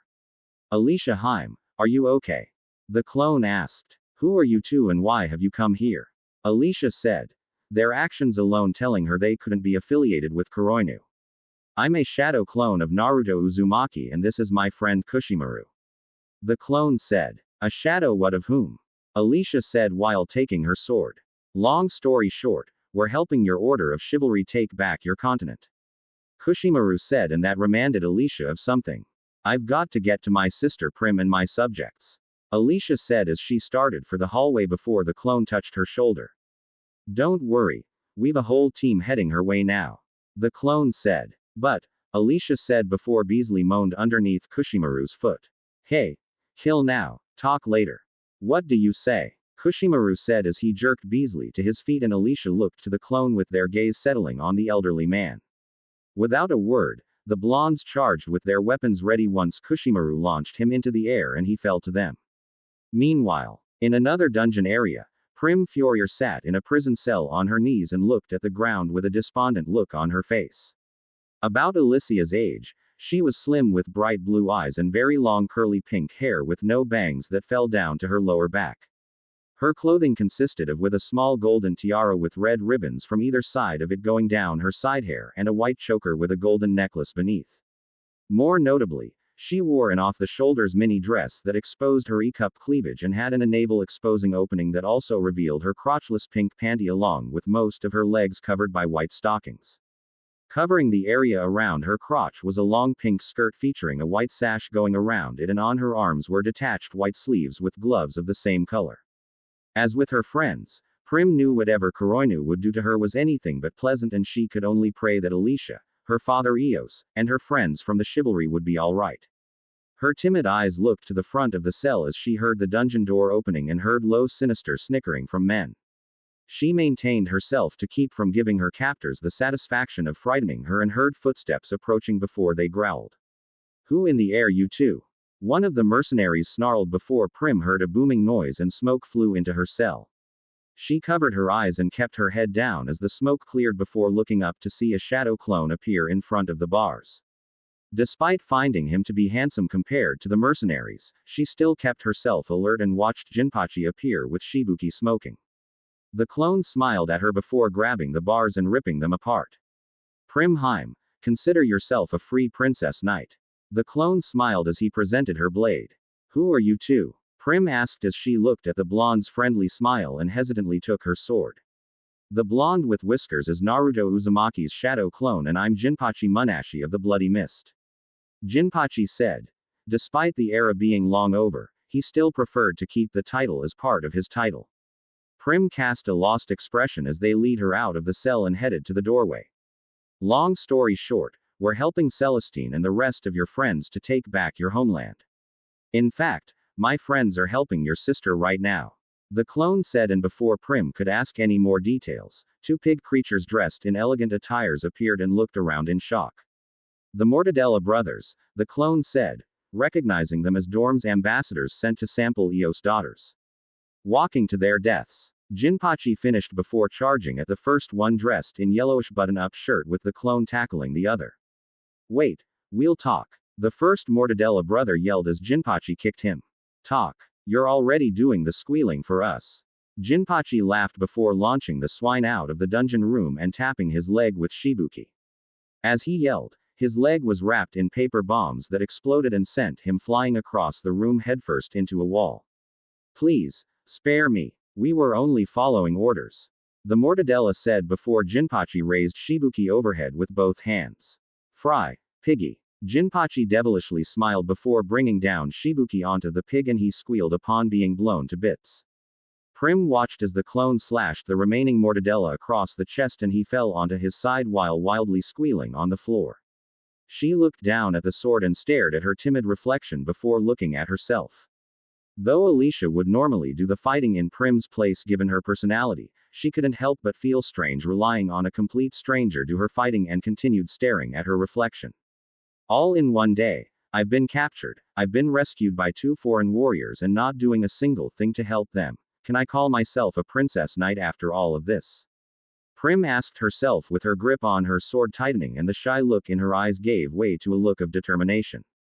The clone held the remaining pig to the ground and reared the Horician blade above his head, and he held his hand out. We just wanted to have fun with the virginal princess. Is that such a crime? The remaining Mortadella asked with unabashed lechery, and the clone's eyes furrowed before poising the blade. Suddenly, Prim's sword flew past him and cut into the pig creature's belly as he looked up at her.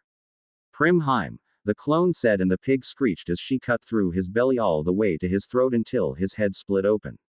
As his brains splattered onto the floor, Prim looked at her blade and returned her gaze to the clone and Jinpachi as he returned to the room. You said your name was Naruto. Can you take me to Alicia? Prim asked before he looked to Jinpachi and nodded, to which the swordsman grinned while leaving. The clone held his hand out to the princess and she took it before finding herself on a rooftop. Prim Heim, a voice said, and said princess looked to see two of Alicia's knight soldiers standing next to her. Aside from only wearing revealing armor around their necks, shoulders, lower arms, hips with a tip covering their womanhood, and the first soldier had long reddish-brown hair and matching eyes, with the other having dark purple hair and eyes. Riza, Lily, are you unharmed? Prim asked the two respectively. We were nearly forced upon by those unruly mercenaries before several of them stored the holding area and killed them both. Riza answered. More importantly, are you all right? Lily asked. The same thing more or less happened to me before I was brought here. Where's Alicia? Prim asked before the clone pointed to said princess, the shadow clone that rescued her and Kushimaru, all attacking Beasley in a group effort. Won't back down by fuel plays.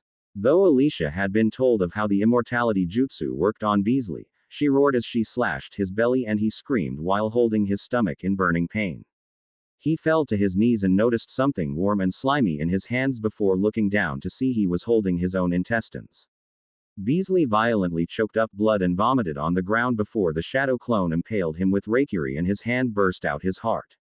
The elderly man wheezed as he grinded his teeth together in pain, and Kushimaru grabbed the top of his head before slamming it into the ground.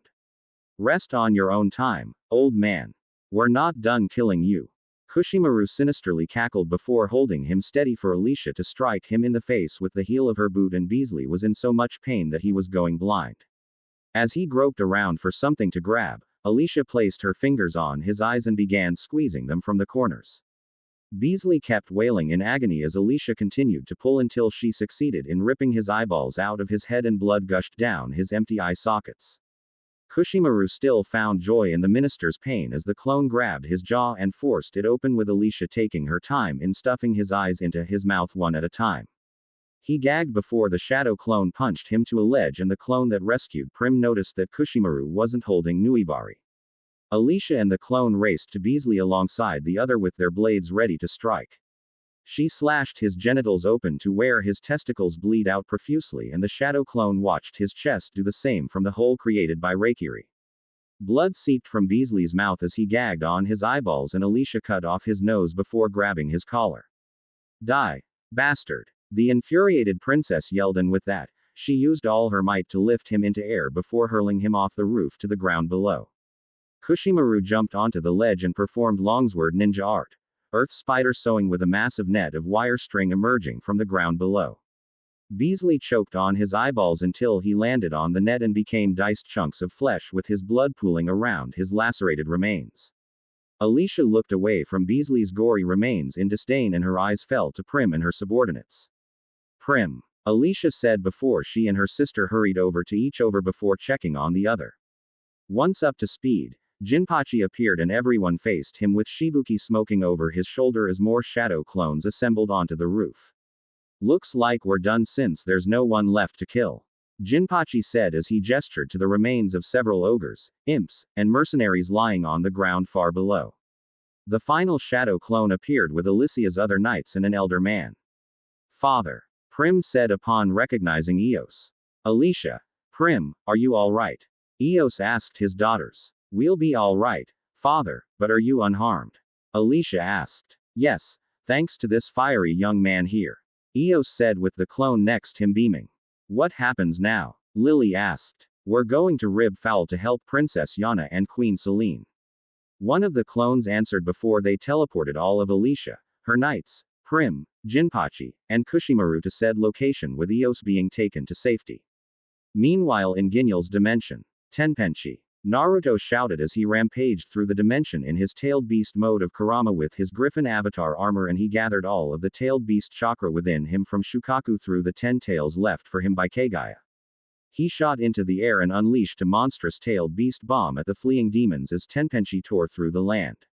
With Naruto not sensing anything other than sinister emotions throughout Ginel's land, he knew he had to eliminate all of the inhabitants and used a mix of 9-tailed chakra mode clones and 10-tailed fissions to attack the demons. The earth split apart as Naruto's Shinju chakra swallowed all sources of water and replaced them with fiery magma and formed mountains that prevented any from escaping. He swung his tails and a tsunami of smoldering lava appeared before burning any demon in within its path before flying to a nearby castle. Naruto used his truth-seeking ball-formed katana blades empowered with twin Rasenshuriken to slash through the mystic barrier surrounding the castle and destroyed the castle until only the throne room remained. How dare you! Cruel! A demon bearing resemblance to Ginel, demanded, and Naruto spoke with the combined voices of the tailed beasts. I've got a message from your little errand boy Ginel. He lost. Naruto said as he grabbed Cruel and the Demon King struggled in his grasp. Go on. Eliminate me.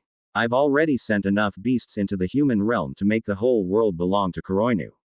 Cruel cackled before Naruto squeezed him in his hands and merciless beat him against the castle remains while his land became ripe with death and fell into a smoldering ruin. Once Cruel was beaten enough, Naruto slammed the demon onto the ground and used chakra rods from his katana blades to stab him to the earth. Cruel looked up to see Naruto raise his hands and utilized 6 paths, ultra big ball Rasenshuriken before flying back into the air. He shot the technique towards the Demon King and he helplessly screamed as the attack obliterated him and the earth around him in a chaotic explosion. Naruto inspected the dimension and flew to the moon before leaving the dimension in unrecognizable ruin with his clones and fissions vanishing. Once Tenpenchi ended, smoke blackened the air as fire uncontrollably built and the earth decayed. In Road Shield, stand down or the former king dies. The warrior, Ernest Fortunato, declared while forcing Queen Christina and her daughter Princess Angelica Rothschild to hold swords to either side of the elder elf's neck with a bluish-gray sphere. As both of them were Celestine's distant cousins, they both possessed blonde hair and green eyes while having impressive chests. Christina wore an off-the-shoulders lavender dress with a transparent cloth on her DD-cup cleavage and a rose on the center. She sadly looked to Ernest as he held an elven girl of 15 years, Flora Fanfani, hostage with his sword to her neck. Featuring blonde hair that stopped at her waist, Flora wore a pink dress and possessed amber-brown eyes with a red bow atop her head. Flora looked up at Ernest, who sinisterly grinned at her situation and looked to a dark elf being held captive by 2 orcs. She was busty with light purple hair and red eyes wearing a black and red armor with black legwear. The dark elf, Serafina Steraro, growled at Ernest and he sneered at the hatred in her eyes. Why am I not surprised that Origa would send her scum to spy on her enemies? Ernest said. Hold your tongue. A cowardly worm that dare hold a child hostage to achieve what he wants has no right judging my queen. Serafina snapped. Oh. And you wouldn't do the same if your inferior queen ordered you to do as such. Ernest sneered and Angelica glowered at him. Also sporting a D-cup chest, Angelica wore blue armor over olive-colored clothes and had 2 long strands stopping just above her chest with blue hairbands on them. Ernest, please don't do this. Christina pleaded as he used the sphere to have her and Angelica bring their swords back on either side of the elderly elf. Ernest only grinned at Christina and Angelica's misery before having them bring their swords down onto the former king and he suddenly flew back. The king then shot a kunai blade at Ernest and it flew through his sphere-holding hand before pinning him to a nearby wall, making him lose his hold on Flora. Ernest screamed in pain as he dropped his sword and Flora immediately picked it up before stabbing him through the heart. Ernest gasped in pain as blood ran down the sword and the elderly elf revealed himself as a shadow clone while 2 more clones drove Rasengan into both of the orcs' backsides. The beasts dropped the dark elf and she landed on her hands and feet with cat-like reflexes. She looked to see Ernest wetly coughing and hacking with blood leaving his mouth and Serafina began chanting in elf language. Suddenly, the fiend stiffened and Angelica looked to her after she and Christina checked on Flora. What are you doing? Angelica asked. Keeping his brain functioning as long as I want so I can do anything I please to discipline him.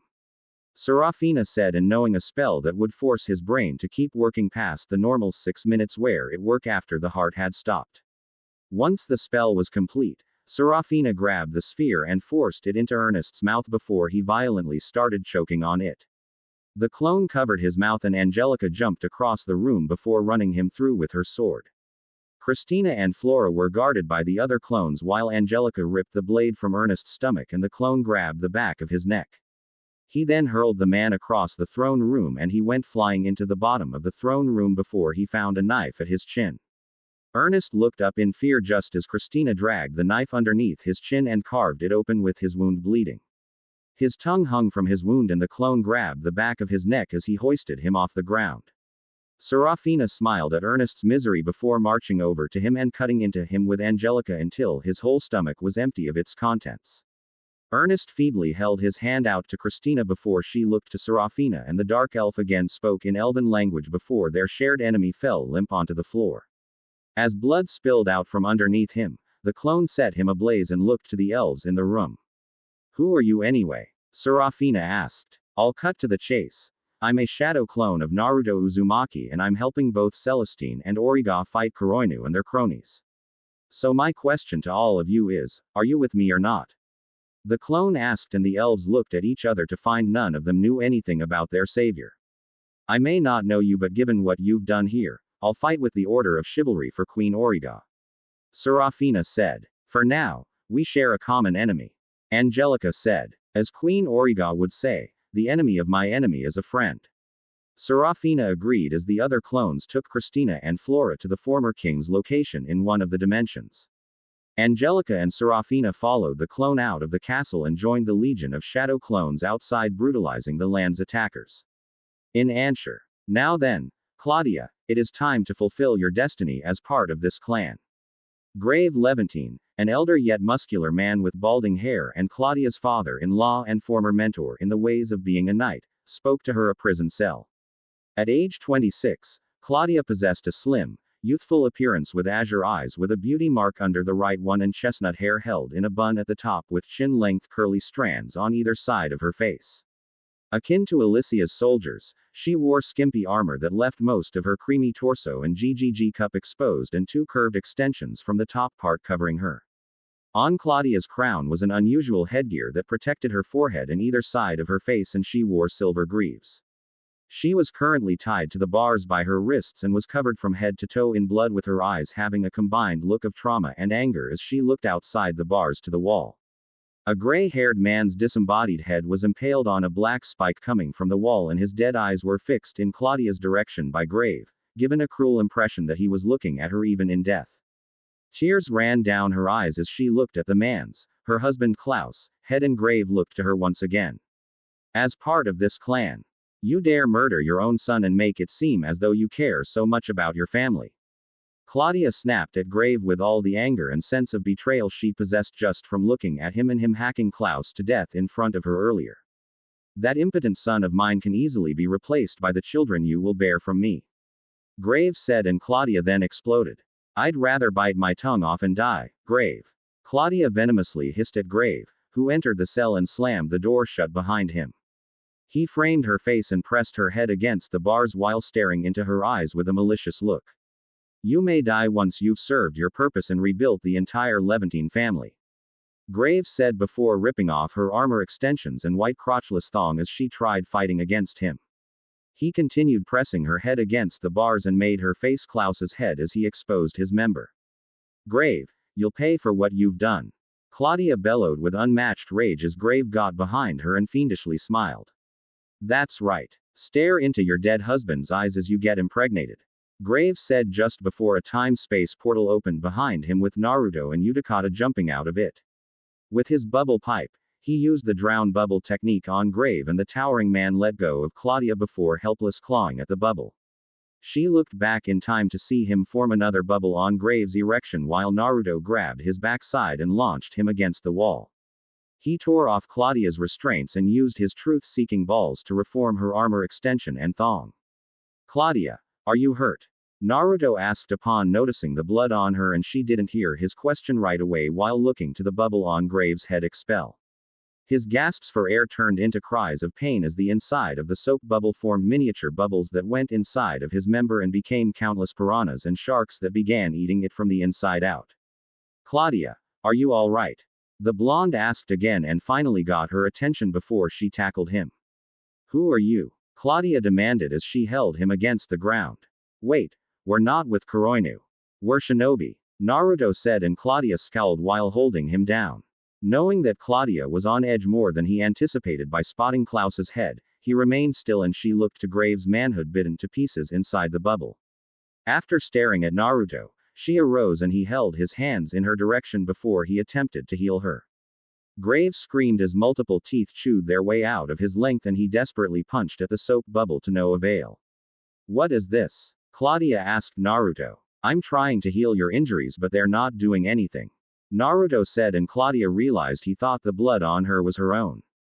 It's my husband's, Claudia said while looking over to Klaus, and Naruto looked over to Graves screeching in agony while holding where his genitals used to be while still standing. Despite his elder age, this was a testament to both his being a former knight and Claudia's former mentor while Naruto approached him. He's not talking, Utakata said. Then we'll make him talk, Naruto said before grabbing Graves' throat and launching him against the cell bars. He flew into them with so much force that they fell out of the cell and he lay in a heap among the broken bars. What the is happening down here? Two mercenaries demanded as they came into the cell room and Utakata entered his version 2 state. Leave them to me, Utakata said before grabbing the mercs and jumping through the ceiling. You'll pay for interfering with your life, boy, Grave furiously said before Naruto grabbed his throat and lifted one of the bars off the ground. He threw the elder through the hole in the ceiling and swung the bar with ease like it was a baseball bat. Grave flew back into the cell and his back roughly hit the wall before dropping to the ground with a shadow clone arriving to give Claudia her sword back. Naruto kneed Grave onto his side and cast his immortality jutsu onto the man before bringing the bar down onto him. The elder knight tried to protect himself as Naruto repeatedly bludgeoned him before throwing the bar away and pouncing on him. Grave grabbed for his younger enemy's throat before the blonde caught his hands and forced them onto the ground as he kneed his face. Graves' head flew back as Naruto struck his stomach and grabbed his face before slamming the back of his skull onto the ground. While he attacked the elder man, the shadow clone began to explain the situation to Claudia and she charged with a roar of anger towards Naruto and Grave. He sprang off the elder man and jerked him to his feet before Claudia raised her shoulder. She swung the blade down and cut off Graves' arm before driving her elbow into his chest. Grave hacked up blood and blindly swung at Claudia before Naruto caught his fist. With his Sharingan briefly manifesting, he teleported the three of them to a nearby riverbank and noticed Utakata using leech gap on the heads of the mercs in his grasps. The enraged Levantine lashed his leg at Naruto and before he countered with a Reikiri in the other hand, Claudia stabbed his heart. He continued to violently hack as Claudia ripped the sword out of his chest and Naruto kicked him back before the Holy Knight grabbed her father-in-law's wrist. She swung the sword again and slashed Grave across the chest before landing multiple lacerations on him. With her knowledge of the immortality jutsu told to her, she could savor every last attack on him and blood profusely ran down the man's jaw. As she once again stabbed him, he fell onto the ground and attempted to crawl away before Claudia gripped her sword with both hands. She kicked Grave in the chin and knocked him over to see her standing over him before she thrust the sword into his chest repeatedly. Grunting and groaning, Grave gagged on his blood as Claudia tore into him and eviscerated his heart with Naruto standing by. He looked at something and got an idea as Claudia carved Grave's stomach in. Claudia, Naruto said as he got beside her and quickly whispered into her ear before she nodded. She moved back and Naruto jerked Grave to his feet before delivering a left cross to his face. As his head jerked away from the rough blow, Naruto brought his elbow flying into Graves' chin and he tumbled back near a ledge. The sage flew at him and impaled him with Reikiri as Claudia followed suit by cutting off his legs once Naruto removed his hand from his body. Grave fell off the ledge and went rolling down the sand into the riverbank until he landed in the water with a loud splash. As the swaying water swept him into a deeper area, he sank to the bottom with his blood turning the water red and he found he was too weak to attempt to swim from the riverbed. As a mixture of bubbles and blood came from his mouth, Grave felt something heavily latch onto him before roughly dragging him through the water. Blood kept leaking from his disemboweled body as he got pulled through the river and then found he was being rotated shortly onwards. While being spun around, he felt another heavy feeling on the stumps of his legs and then felt more of them by the minute. Grave then realized a float of saltwater crocodiles was biting into him, and the one holding his arm dangerously hissed before performing the death roll again. Losing his arm in the process, Grave was powerless as the surrounding crocodiles bit chunk after chunk of flesh off of him, and he was blinded by his own blood. Just then, another crocodile opened its jaw before taking his head in its mouth and swimming away to an area in the river. Now at peace with its meal, the crocodile opened its jaws again and closed on Grave's skull as it was crushed with ease. Naruto and Claudia watched the reptiles devour him before they looked to each other. I can't think of a more fitting end for someone like him, Naruto said. Naruto, where is Celestine-sama? Claudia asked. She's safe and sound with Granny Kaguya at the moment. Do you want me to take you to her? Naruto asked before Claudia looked at her sword with Utakata joining them. No. Right now all I seek is to make Coronu pay for what it's done to my husband and our friends, Claudia said with determination as more shadow clones arriving with her forces unharmed, and Naruto teleported them to the nearest nation. Elsewhere in Philhem, in the cellar of the castle, 3 undressed elven handmaidens, all blonde and busty, were restrained by purple tentacles with green fronts, and they all struggled against them. The first elf, Sherry, had long wavy hair that fell to the back of her legs and possessed dark turquoise eyes, with the second, Iris, having a similar hairstyle to that of Claudia and purple hues. The third and final elf, Melissa, present, had hair in a bob and dark grayish blue eyes, and then something caught their attention as multiple olive green goblins, no bigger than an average-sized dog, appeared. They all stroked there and approached the elves as they screamed in fear as the tentacles lowered them onto the floor. Princess, save us! Melissa wailed in fear as the goblins held her down on the floor and sniffed at her womanhood. Please stop, Sherry whimpered as the creatures grabbed her wrists and ankles. Someone, get us out of here, please. Iris screamed, and the goblins all laughed before Pakura burst into the room. She flew at the goblins and performed a sweeping kick that knocked them away from the elves while shadow clones entered the room. The clones slashed the tentacles apart and picked up the elves in their arms before vanishing. Pakura stared down the goblins as they got to their feet, and her eyes furrowed at them. I've just the thing for foul creatures like you, Pakura said before jumping back at the entrance as goblins all waddled her way and did some hand signs. She then performed Scorch Release, incinerating flare technique, and the whole room exploded with her easily moving to a safe range. In another underground dungeon area. Release me at once, Miria the dark elf demanded from inside her prison cell, and was completely. She possessed grayish-white hair covering her left blue eye and a gold extension going from the back of her head to the left. Like most of the women in the nation, Miria was curvaceous with gigantic, and she covered them as 3 orcs were led into the room by Kyle's soldiers. Unlike most orcs, these creatures resembled hairless humanoid warthogs with their tusks, and they entered the cell with the soldiers looking on with cruel laughter. Release you. We'll finally get to see if a dark elf can get pregnant from an orc and see that pathetic Origa's face for placing you in this position. One overweight soldier said while drinking a whole bottle of booze, and Miria covered her with the orcs closing in on her while eagerly stroking there. The soldiers all laughed at her predicament, and Han burst into the room with his vapor style, unrivaled strength mode activated. Who in the hell are? One soldier with black hair and stubble began to question before Han used erupting propulsion fist to punch the man in the face and effectively shattered his skull. I bear nothing against any of you personally, but, Han said before entering his version 2 state and attacked the soldiers before ramming through the bars. The orcs growled at him before a shadow clone arrived in version 1 mode and picked up Miria with blinding speed. The orcs snarled in protest at their captive being stolen, and Han grabbed 2 of the beasts by their noses before smashing their heads together. He flung their bodies aside, and the final orc tried to run past him before ending up in his grasp in the form of a headlock. Han slowly began squeezing the orc's neck, and as it tried to push away from him, the creature only ended up burning itself against his chakra armor. The orc's cries grew weaker by the minute until its neck was broken, and Han smashed its skull open before letting the body drop. Upstairs. What are you doing? Nana demanded as Kyle pinned her down to the bed and held a bluish pill in his hand.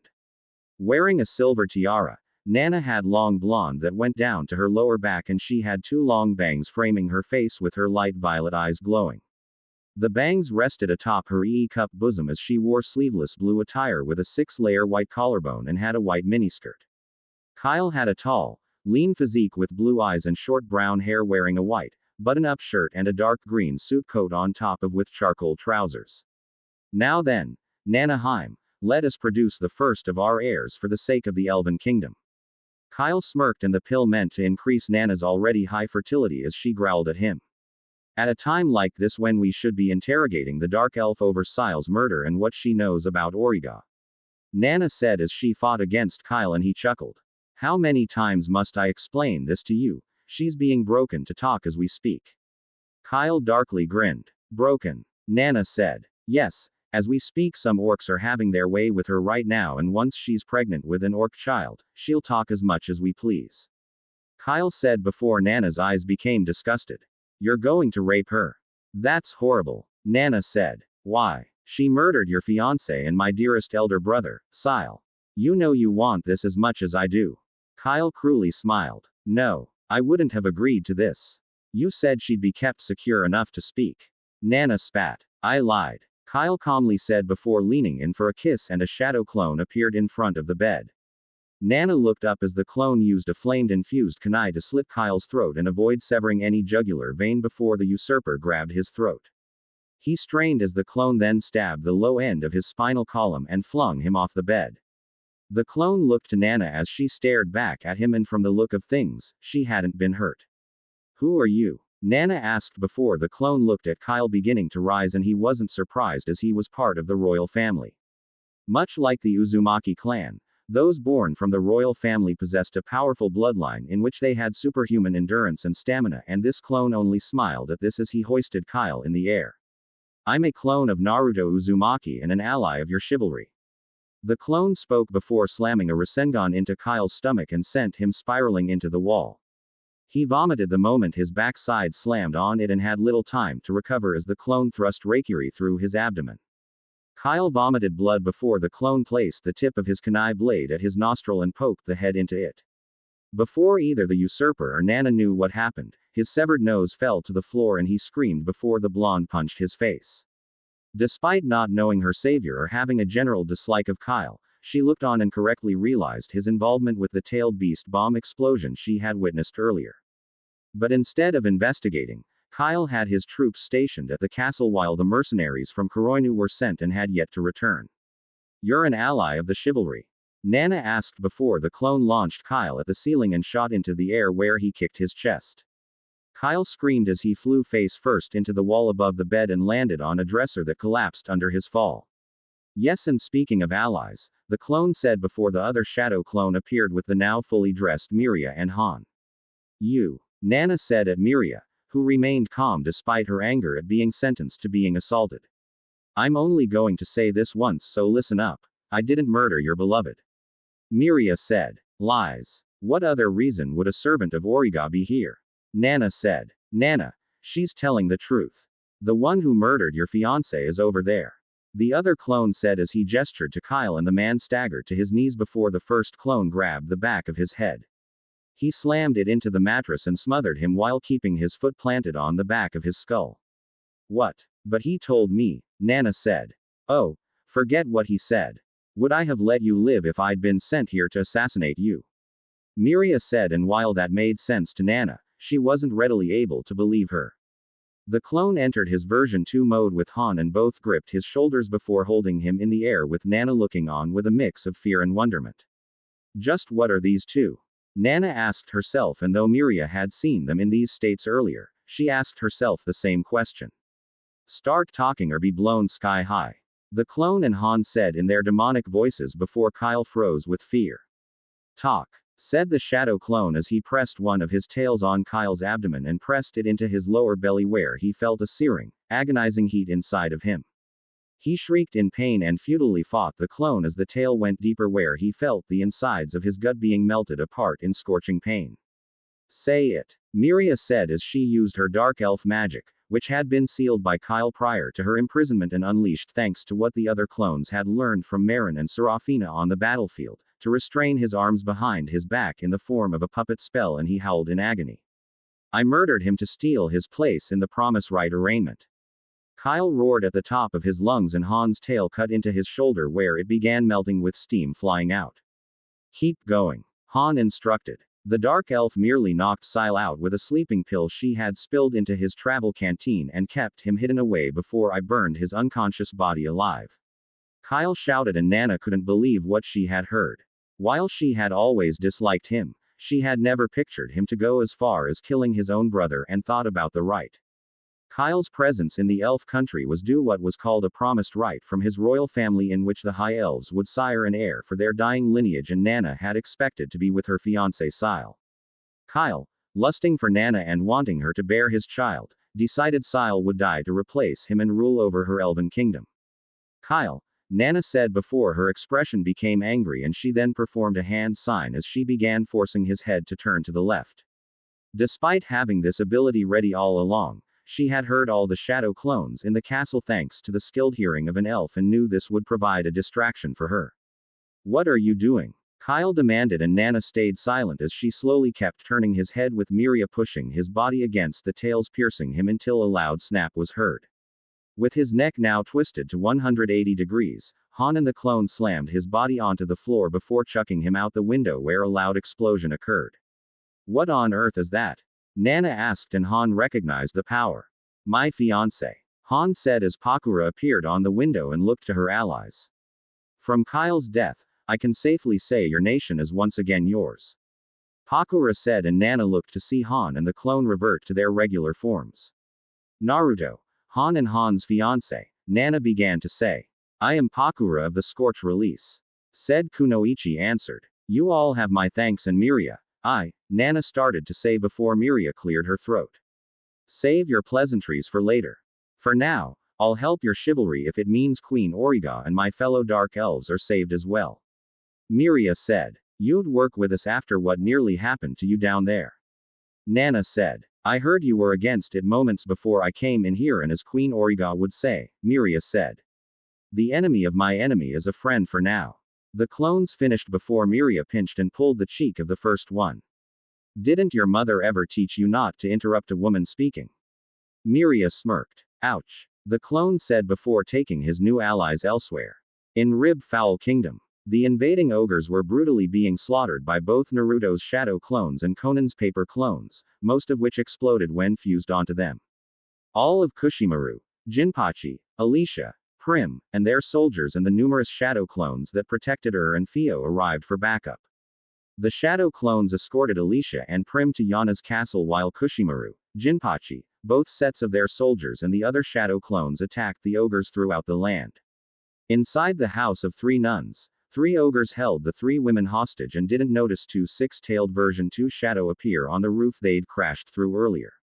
"Please stop. She's going to be married soon," the oldest yet bustier nun protested to one ogre holding the younger woman by her wrist. "Then I'll congratulate her with my sperm." The ogre laughed before one of the two shadow clones pounced onto said beast and used his other tails to impale the other beast's erections through the tips before tearing them off. The ogres fell onto their backs, and the clone set his foot on his victim's chest before he tried swinging his arm at him. The other shadow gently picked up the nuns with his chakra arms and took them to safety, while the one below dealt with the fiendish beasts. He gripped the beast's arm and twisted it while using the heat of his chakra shroud to brand his chest with his foot, with his tails attacking them. While they screamed in agonizing pain at being torn to shreds, the ogre the clone stood atop continued to slow push his foot against his heart, and he roared in pain. The clone used his hands to rip off his lower jaw and tongue before his foot eventually reached his heart and smashed it like a tomato. Before the ogre could completely die, the clone beginning furiously stomping it to pieces, and the beast's eyes rolled into the back of his head as this went on. Still finding him completely disgusting, the clone stepped on his face and completely crushed his skull underfoot. He spun around to see blood spilling out of the wounds on the ogres, and they screamed in pain while he planted his hands on their faces. Their screams escalated as the heat charred their faces until death took over and all went silent. The ogres' limbs were severed, and the clone watched them bleed to death before flying out the roof. He heard the agonizing screams from the ogres and watched Kushimaru stitch some of the beasts together through their genitals as he had done with the imps, while Jinpachi blew half of them to smithereens.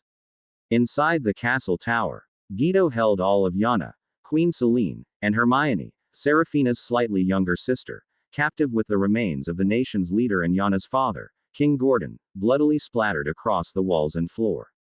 Unlike his green-skinned followers or the ogres that hailed from the outlands, Guido had a dark red complexion with menacing crimson eyes with yellow sclera and carried a massive axe. About the same age as Naruto, Yana had long blonde hair and ultramarine eyes as she wore a yellow choker and white uniform with a black skirt along with white leggings with a red bow on her backside. As with most of the Order of Chivalry, she was slim and bosomy as was her mother Celine. Much like Nina, she had a youthful appearance for being a mother of a teen and had light purple eyes and brown hair with a braid reaching her lower back. She looked away from her husband's remains and Guido laughed at this.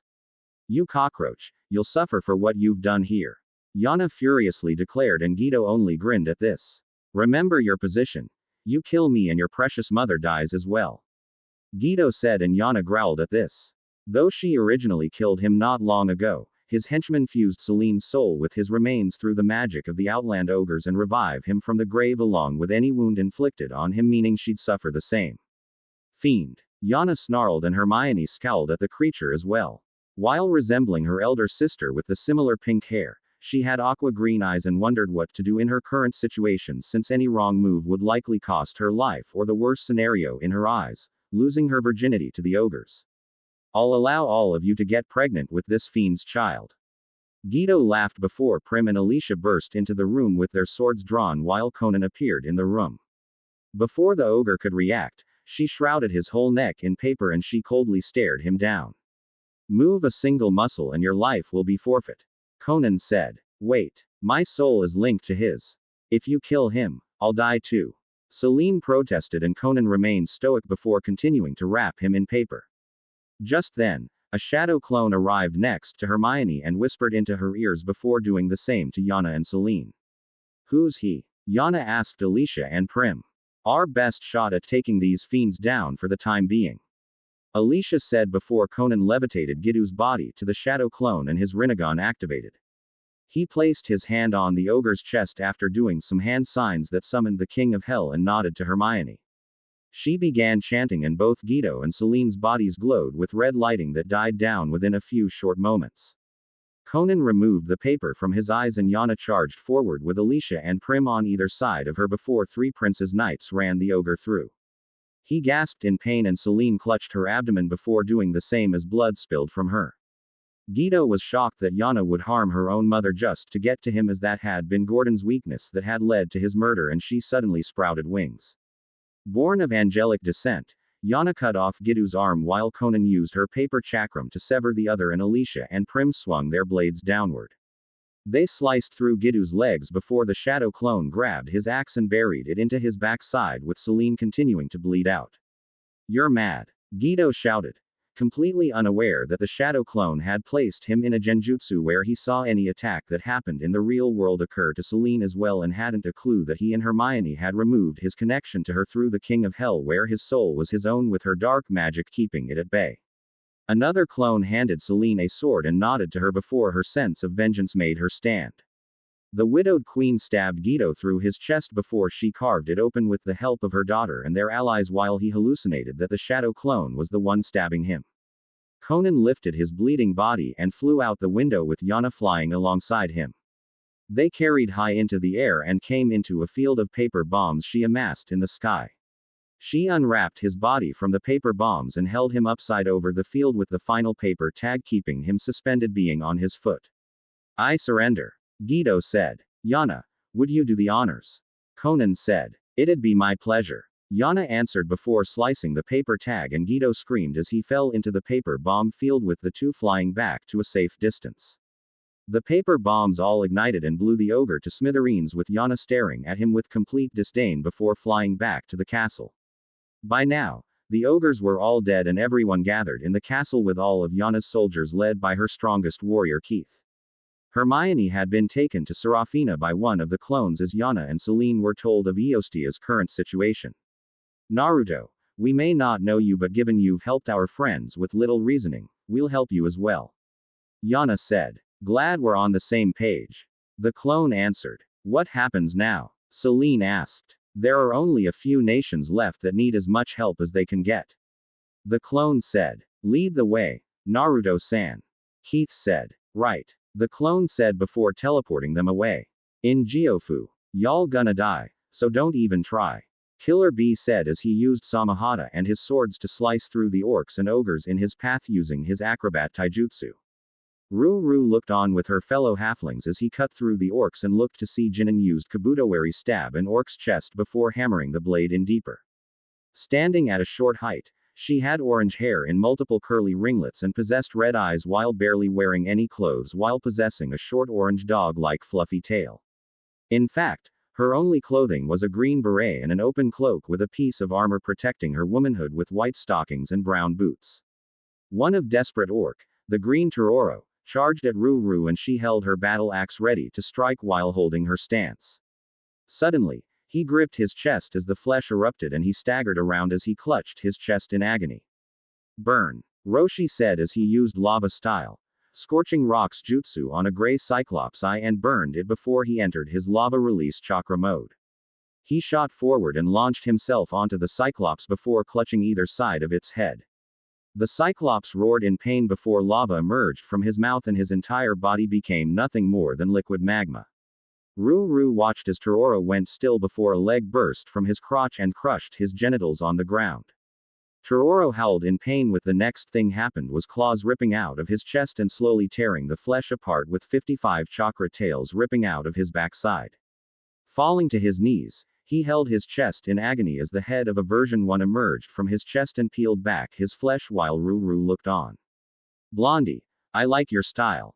Ruru said before springing forward and the clone used chakra arms to lift her onto the orc's shoulders.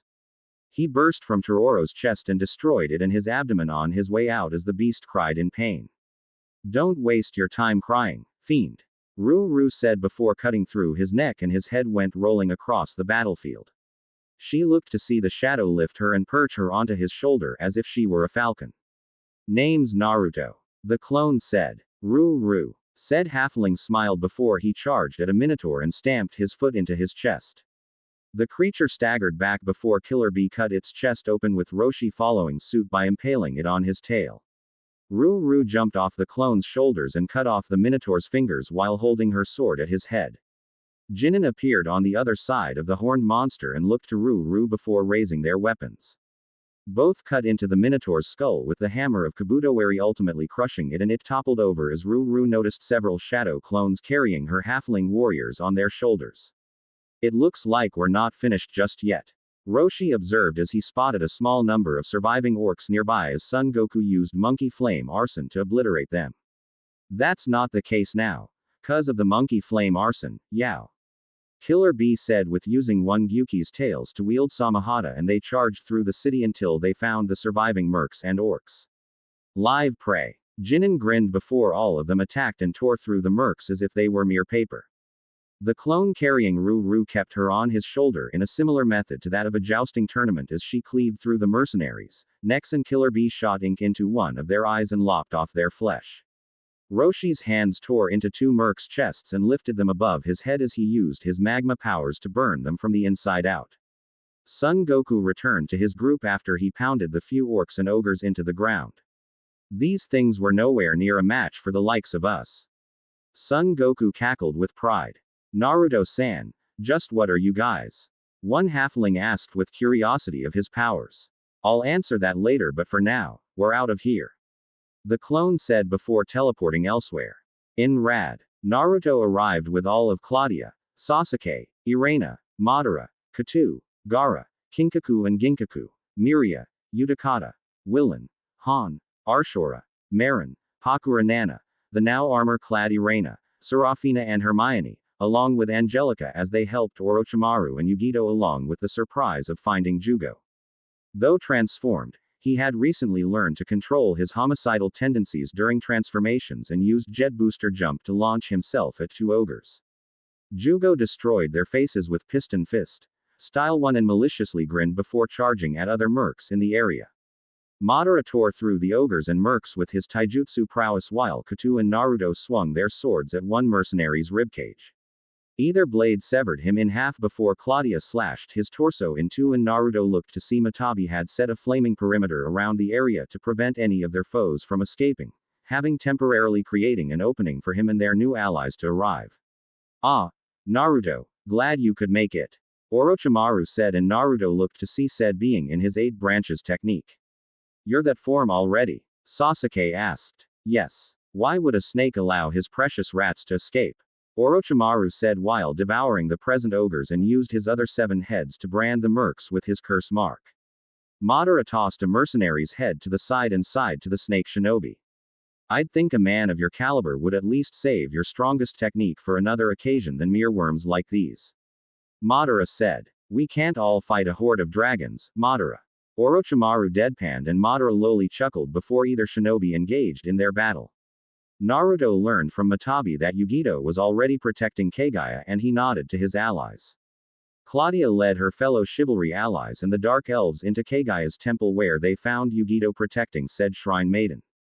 A young woman in her teen years, she had short black hair in a bob cut and possessed amber brown eyes with a slim physique.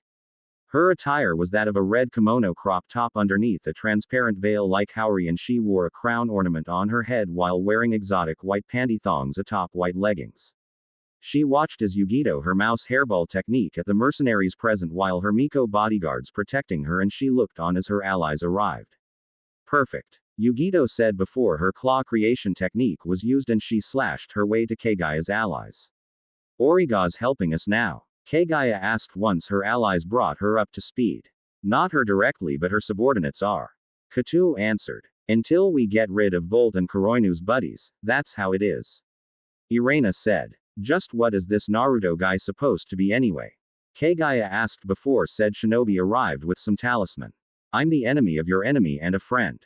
Naruto said while she observed him and cautiously accepted them before clapping was heard. Everyone looked to the entrance to see a man wrapped head to toe in bandages and yellow eyes adorned in a blue cape with 2 mercs along with 4 ogres on either side of him, 2 of which had blue skin and other possessing blue skin. It's been 5 years, Kaguya. The man, Shimuhaza, said. So, you're behind this. Kaguya said with disdain. I abandoned this nation in exchange for Koronu's forces to obtain your body, and speaking of which, Shimuhaza said before he presented an odd insect creature one would see in a nightmare. Though its head resembled that of a bald human with bulging gold eyes, the rest of the creature's body was that of a spider, and it looked at Kaguya before quickly crawling forward. Before anyone could raise their sword or do a hand sign, Naruto and Yugito stopped them before looking ahead. Just then, the first henchman raised his hands and all of Naruto's new allies watched as his fingers dispersed into countless insects before picking up the creature. Your use of insects for violation is despicable. The mercenary said once he had struck Shimuhaza to the ground and restrained him before revealing himself as Shino. Keeping the insect at bay, the ogres swung at the shinobi before the other mercenary grabbed 2 of their wrists with both hands. Though the ogres were struck by his strength, he pushed them aside and leapt into the air as Kaguya launched her talisman at the standing ogres. They wrapped around their heads before blowing them apart, and Shino used parasitic giant beetle infestation on the other ogres. With the other set of ogres blown to pieces, the ogres fell to the floor and flailed in agonizing pain as they were devoured from the inside out. The Dark Elves combined their magic with Nana to restrain Shimuhaza before Claudia and Katu grabbed him. All right, talk. Claudia said with her hand on his head and holding her sword to his throat before Angelica pulled her sword out at the merc present. Naruto held his arm out and gave her a reassuring look before lowering her blade. Despite willing to trust him for the moment as they had done with Naruto and his allies, there was something about the merc's body that seemed eerily unnatural, from his cold eyes to his lopsided head and the way he held his mouth. I have nothing to say to you lot. Shimuhaza said. That's a shame because you're about to scream in your last few minutes. Yugito said before slashing him across the chest with her flying claw attack, and Naruto cast the immortality technique on him with Claudia carving his throat in. He hurled him out of the temple and he roughly rolled down the stone steps before roughly landing flat on the ground. Die. Kaguya's voice calmly but sternly spoke before she wrapped his arms and legs in talismans. She then used her Miko powers to make the talismans explode and take off his limbs. Shimuhaza screamed as he lay on the ground bleeding out by the minute, and Naruto planted his foot on his chest before raising it. Instead of kicking him, he moved back as Katu sprang at him and cut into his heart with Claudia joining her. Ah, nothing like seeing a student and master kill together. Orochimaru mused as he and Naruto's allies gathered to see their final enemy of the nation with Kaguya ripping off his bandages. Go on. Kill me. Shimohaza dared before noticing the unsettling merc standing nearby. I won't, but he will.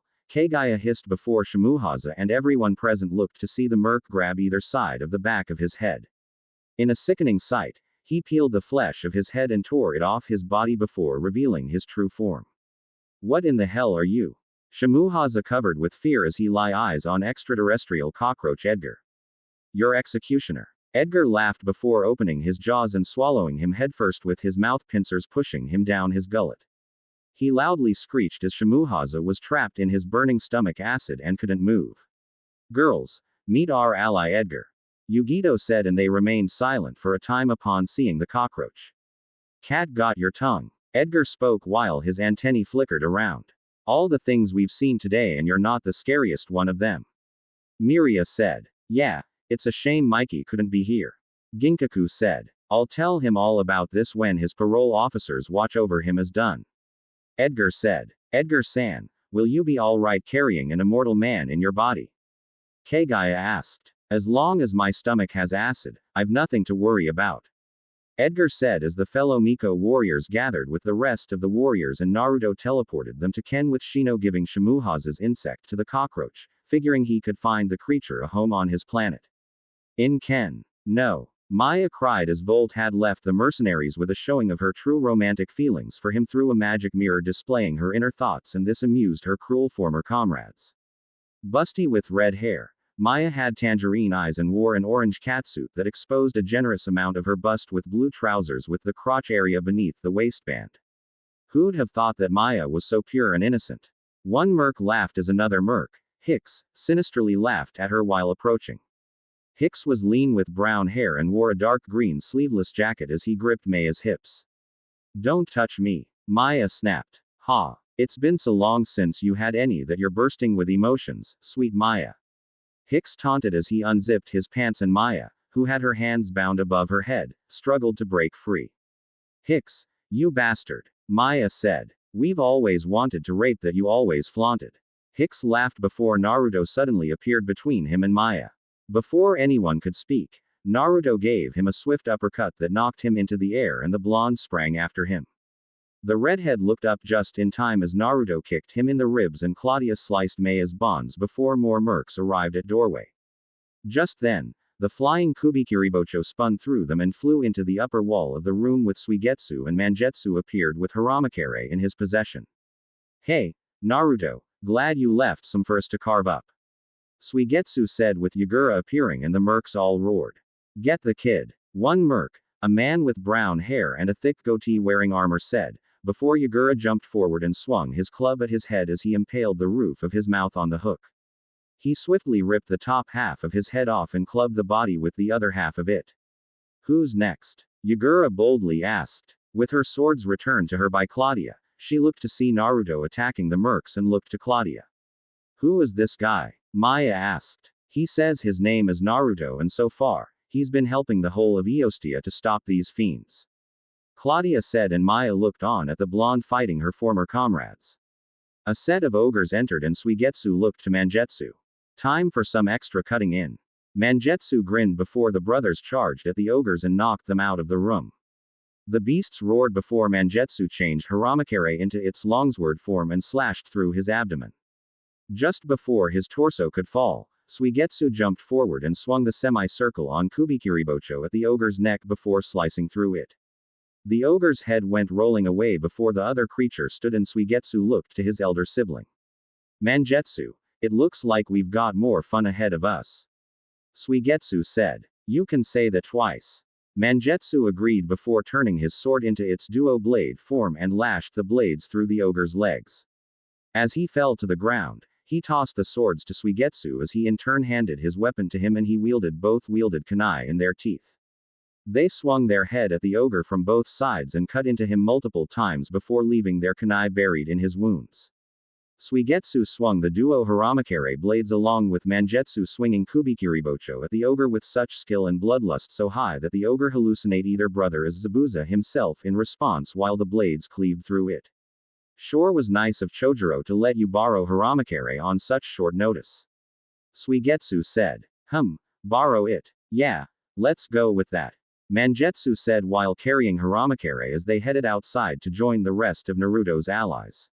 Oh, Mangetsu, you're so wrong for that. Suigetsu teased. He wants it back. He can just take it from me. Mangetsu chuckled before they ran into battle. Back in the room. These guys are hardly worth the effort. Yagura thought to himself. He impaled his share of mercs on the hook of his staff and noticed only 3 left in the form of Hicks and his henchmen. The first one, a dark-skinned man, had black hair with a form-fitting black tank top with bandages wrapped around his wrists, and the second had a dark gray jacket over a form-fitting red shirt, with the fourth henchman having been the mustached man Yagura had killed earlier. He teamed with Claudia against the man wearing the jacket before he clubbed him in the chest and slammed him against the ground. As the club shattered his collarbone, Claudia stabbed his Adam's apple and he briefly gagged before dying. Naruto grabbed the first henchman and slammed him into the mirror used on Maya with shards of glass sticking out of him. Having planted the immortality jutsu on him and Hicks alone out their enemies in the nation of Ken, he wasn't worried as he listened to Maya fighting the other lone merc. He picked him up and tossed him at the ceiling before flying after him. The moment he hit the ceiling, Naruto rammed his knee into his backside with a loud cracking sound being heard, and the merc groaned in agony as the blonde started pounding him into it before stabbing him against through his hands and knees. Leaving the merc on the ceiling, he joined Maya in fighting Hicks as she wielded 2 swords, and he did the same with his twin Hiraishin blades. They shared glances at the other before nodding and charging at the merc as he staggered to his feet. My fight by from ashes to new plays. Maya ran her first sword through Hicks's abdomen and he gasped as he felt the tip of the blade emerge from his back. Rearing her foot into the air, she booted Hicks off her blade and he flew to the floor where Naruto sprang forth and stabbed his heart. Hicks lurched upright before Maya booted his face and smothered his head against the floor while she and Naruto began hacking his chest apart. The former merc grabbed his throat after slicing off his hands and strangled him while keeping her thumbs pressed against his Adam's apple. Then, she jumped back and Naruto forced him to stand before running his feet through with his stomach bleeding out. Maya punched Hicks and cut off his foot before he fell down with Naruto catching him. Naruto punched his gut and Maya struck the back of Hicks' head before throwing a left cross to the face. The blonde beat the man back with another strike to the ribs and Maya gave him an uppercut before jumping. She drove her knee into Hicks's face before bringing down her elbow onto his head in the form of a 12-6 elbow. Naruto elbowed his lungs before launching him against the wall and again caught him before he touched the floor. He clutched his throat and began a series of barrages with Maya joining in until the pair beat Hicks onto the floor. With his hands holding him up, Maya kneed his side with Naruto flipping him onto his back and she slammed Hicks's head against the floor before the blonde whispered in her ear. She looked at him for a time before dealing one last punch to Hicks' face and began walking away with Naruto. What happens now? Maya asked as all of their allies assembled. I'll take you to Celestine and she'll explain what you need to hear next. Naruto explained before opening 2 portals, with the first leading to Celestine's location and the second leading to Origa's fortress. Once the Order of Chivalry had gone into the first portal, the Dark Elves entered the second and Naruto kept it open as a shadow clone brought Kushimaru. What can I do for you? Kushimaru asked as they walked over to Hicks and he noticed the merc's subordinate pinned to the ceiling. Chuckling at the sage's handiwork, he watched as Naruto made his Hiraishin back into their kunai size and angled at Hicks's ear. Naruto punched Hicks in the face before carving his way from ear to ear with the kunai and the merc shrieked in pain. Kushimaru only laughed as Sasuke appeared next to them and Naruto looked back at the Uchiha. Hey, Sasuke, can we get your katana over here for a second? Naruto asked, and the next minute, Sasuke's blade was within Hicks' heart before the room filled with blinding electricity as the only sounds were the crackling, Hicks screaming in pain, and Kushimaru's maniacal laughter. In the Black Fortress, we'll show you how different we are from humans.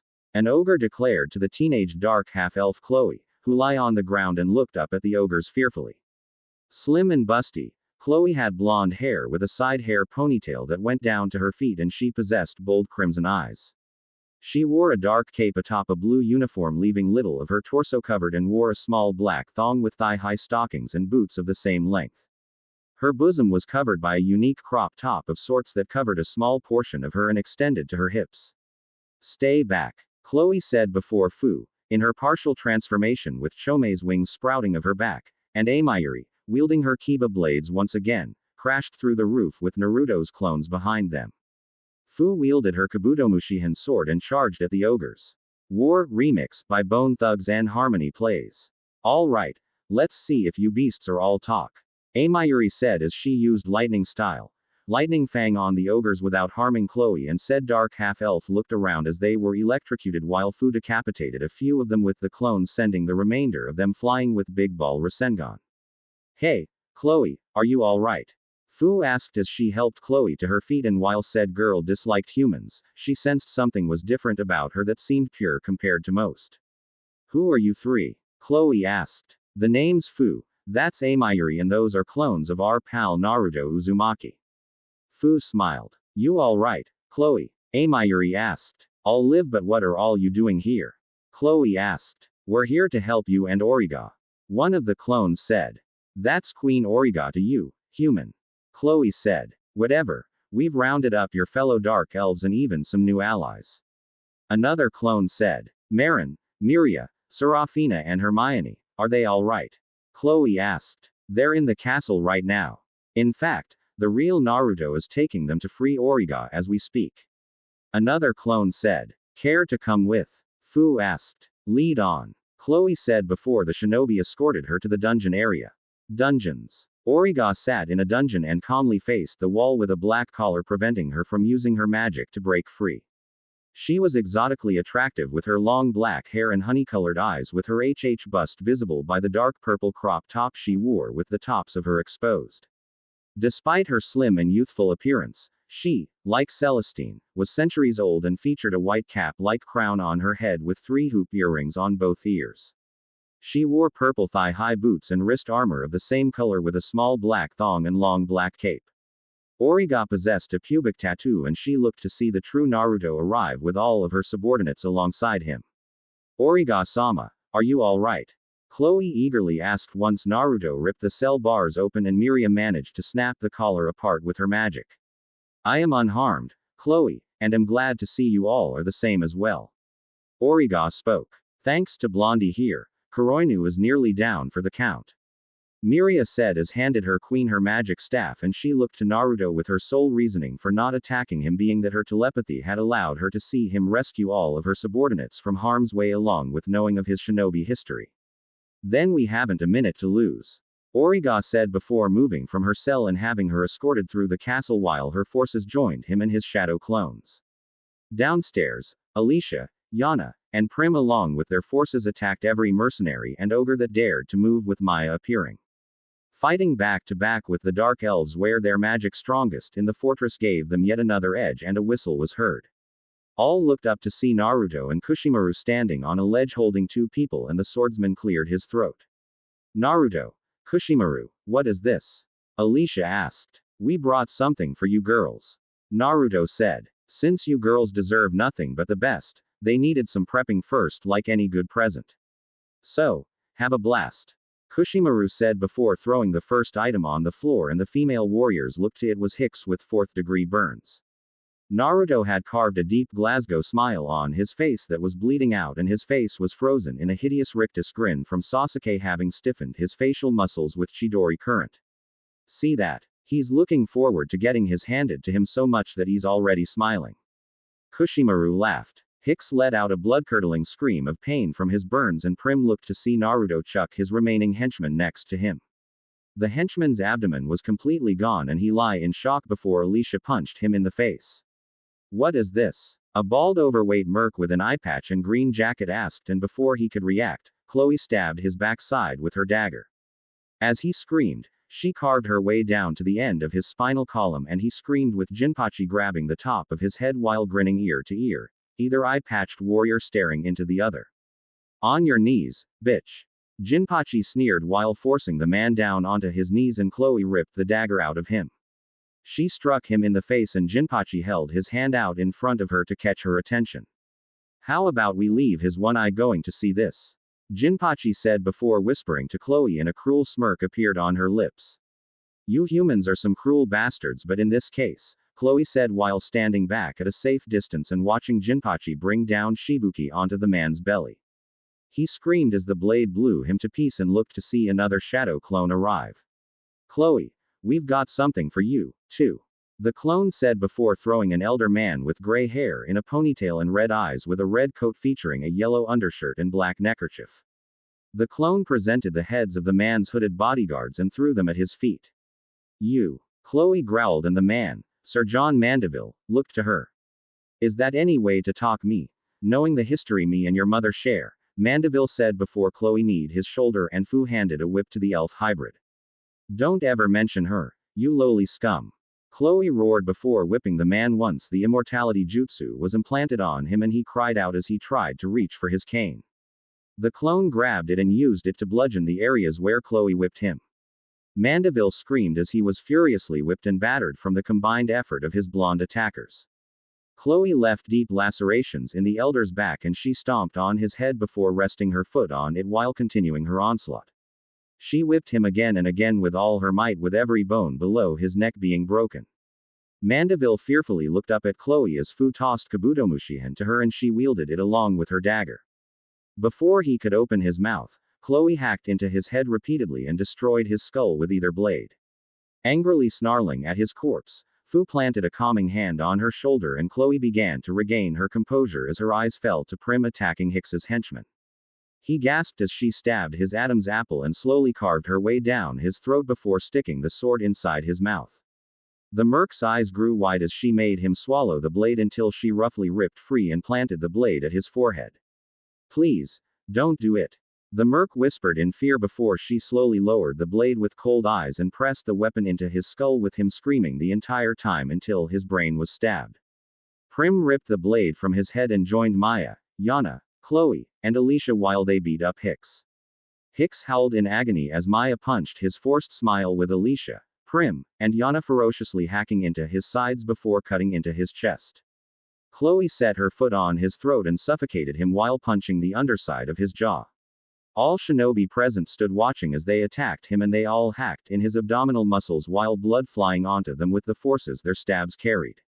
Maya suddenly stopped and called for Naruto to come to them. The next that was happened was a table being set ablaze while Yana, Naruto, Alicia, Prim, Chloe, and Maya lifted Hicks in a group effort near it. Once he was lifted high enough, the 6 warriors slammed him onto the table in the form of a group powerbomb and smashed him through it. Hicks lay sprawled on the floor before Naruto forced him onto his knees and Chloe angling her sword at his head with all of Alicia, Prim, Maya, and Yana. With a thrust of the sword from each warrior, Hicks's brain was obliterated from the attacks along with his smile and they looked to see Naruto fly outside. This Naruto guy, what in the hell is he supposed to be anyway? Chloe asked as they observed him attacking the creatures of Origa's domain. We've fought alongside his forces all day long and I'm still wondering about that myself. Prim said. Whatever the case, let's be glad he's on our side for the time being. Yana said despite being just as curious. Looking at him, I can't help but wonder, Alicia said. About what? Maya asked. If he's human or a god incarnate like our goddess. Alicia said as she watched Naruto attack the numerous orcs, ogres, and goblins from overhead with his Asura path cannons. He felt Kaguya's chakra return to him and he spoke to her and Kurama.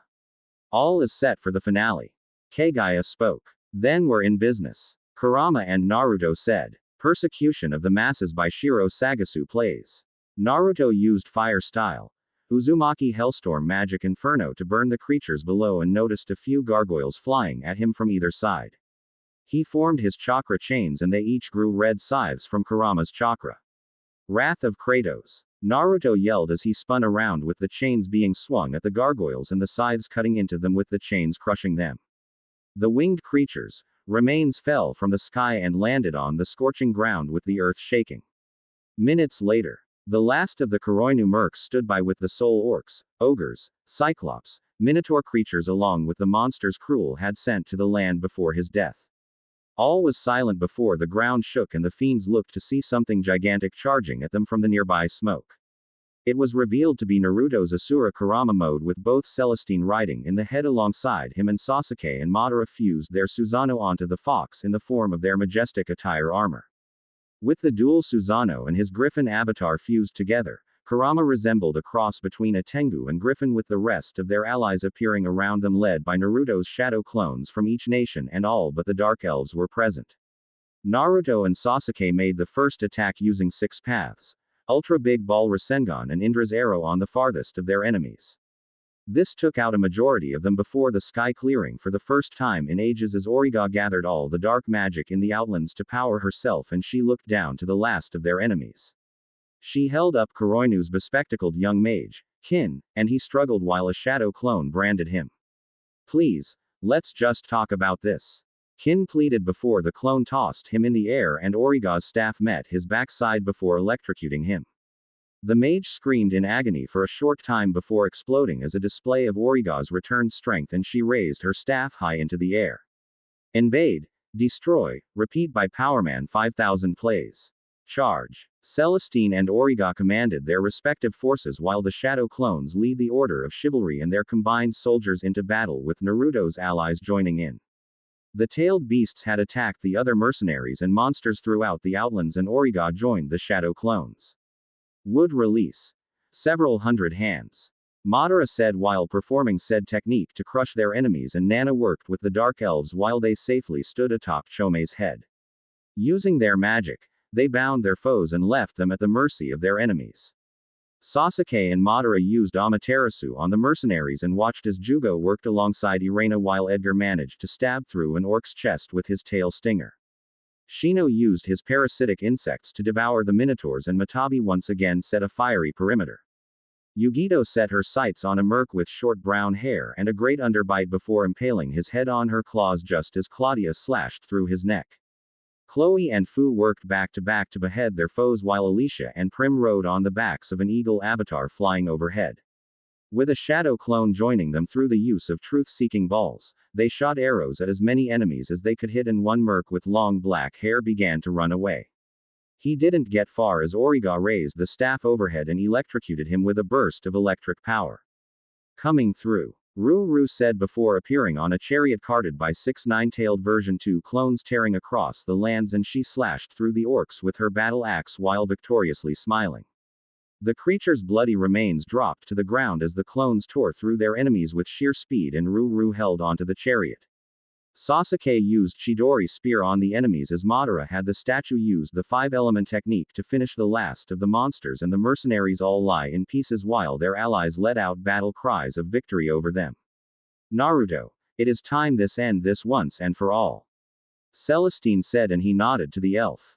Back in Thorn. Blood dripped from Volt's throat as his blood pooled around his feet and ran down the balcony. Naruto suddenly appeared in front of him with Madara, Sasuke, and his siblings on either side of him. Well, it looks like the continent of Eostia is done with your Coronu bullshit, Naruto said before snapping the rods out of Volt, and he fell onto his front looking at them fearfully. You may as well stop your sniveling, Madara said before planting his foot atop Volt's head while refraining from crushing it. If you weren't busy enjoying the taste of your own blood so much, you'd remember that Naruto said he isn't planning to kill you. Kinkaku said. We won't kill you, Sasuke said. But we don't have to save you. Naruto finished before Volt was hurled to the balcony entrance and lie in a heap until Celestine grabbed him by the head. A look of tranquil fury appeared on her face before she gripped his throat with the tip of her fingers and stared him dead in the eyes. Die, Celestine said before throwing Volt back onto the balcony as if he were a softball and marveled at her new strength. While Naruto and his allies had been protecting Eostia, Kaguya had managed to awaken Laurentia's innate powers by communicating with her spirit and have Celestine use these powers as Hagoromo had done for him and Sasuke.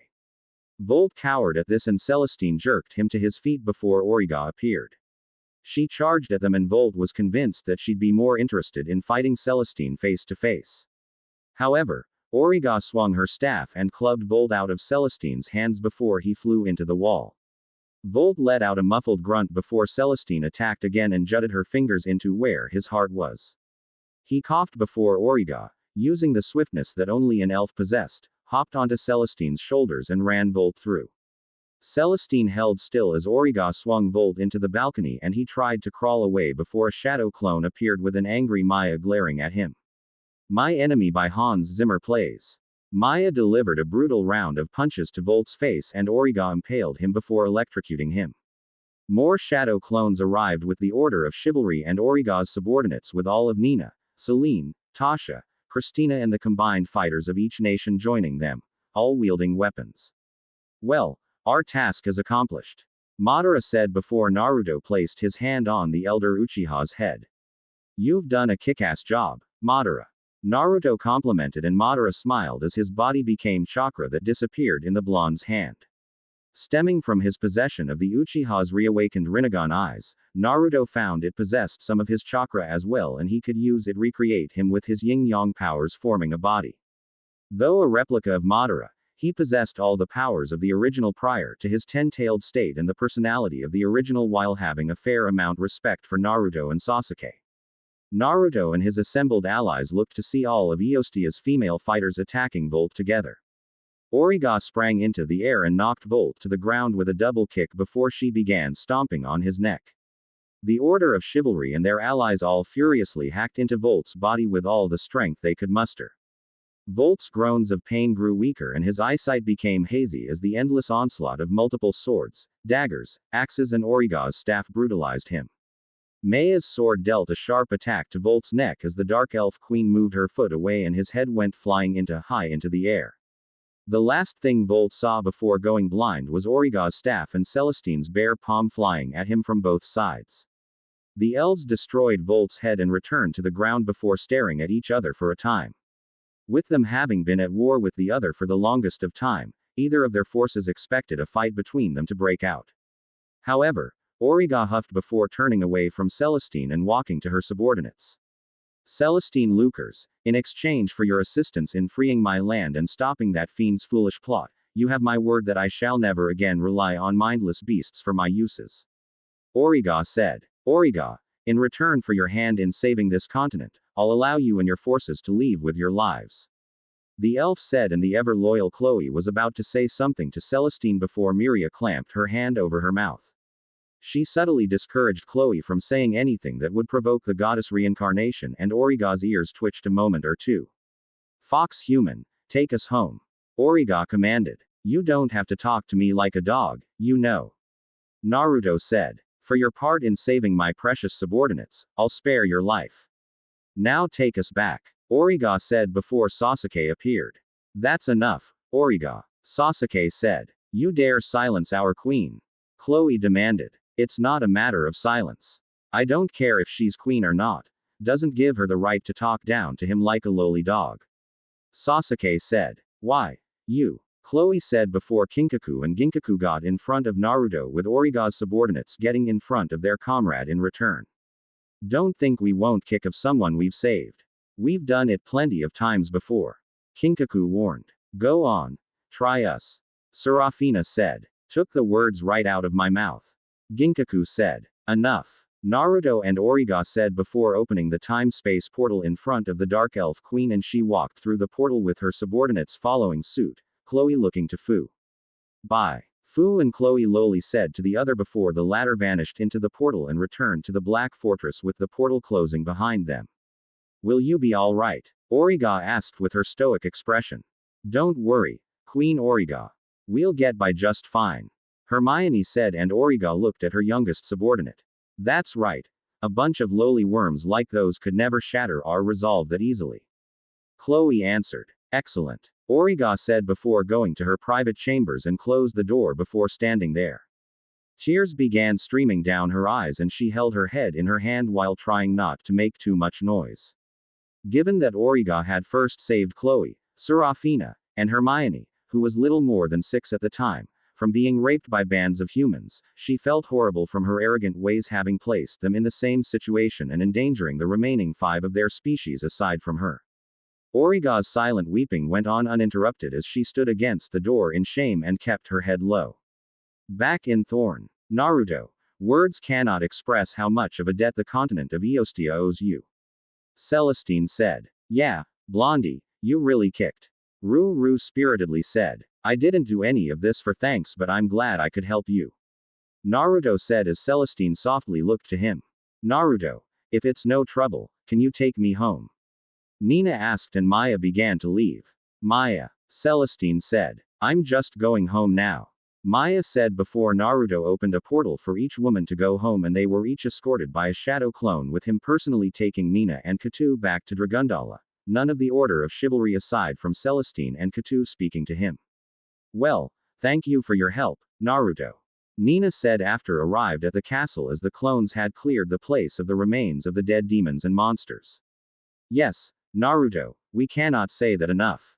Katu softly smiled and Nina walked to the inside before falling to her knees. Naruto and Katu ran to her as she began crying over Lawrence, and the shinobi crouched in front the busty queen before lightly embracing her. Nina miserably cried into Naruto's chest as he and Katu comforted her, and he felt the continent of Eostia become ripe with misery as Claudia sobbed into the heart of the clone she was with while he patted her back. As his clones comforted the women of Eostia, Naruto sadly hung his head in sympathy for Nina and the recent widows.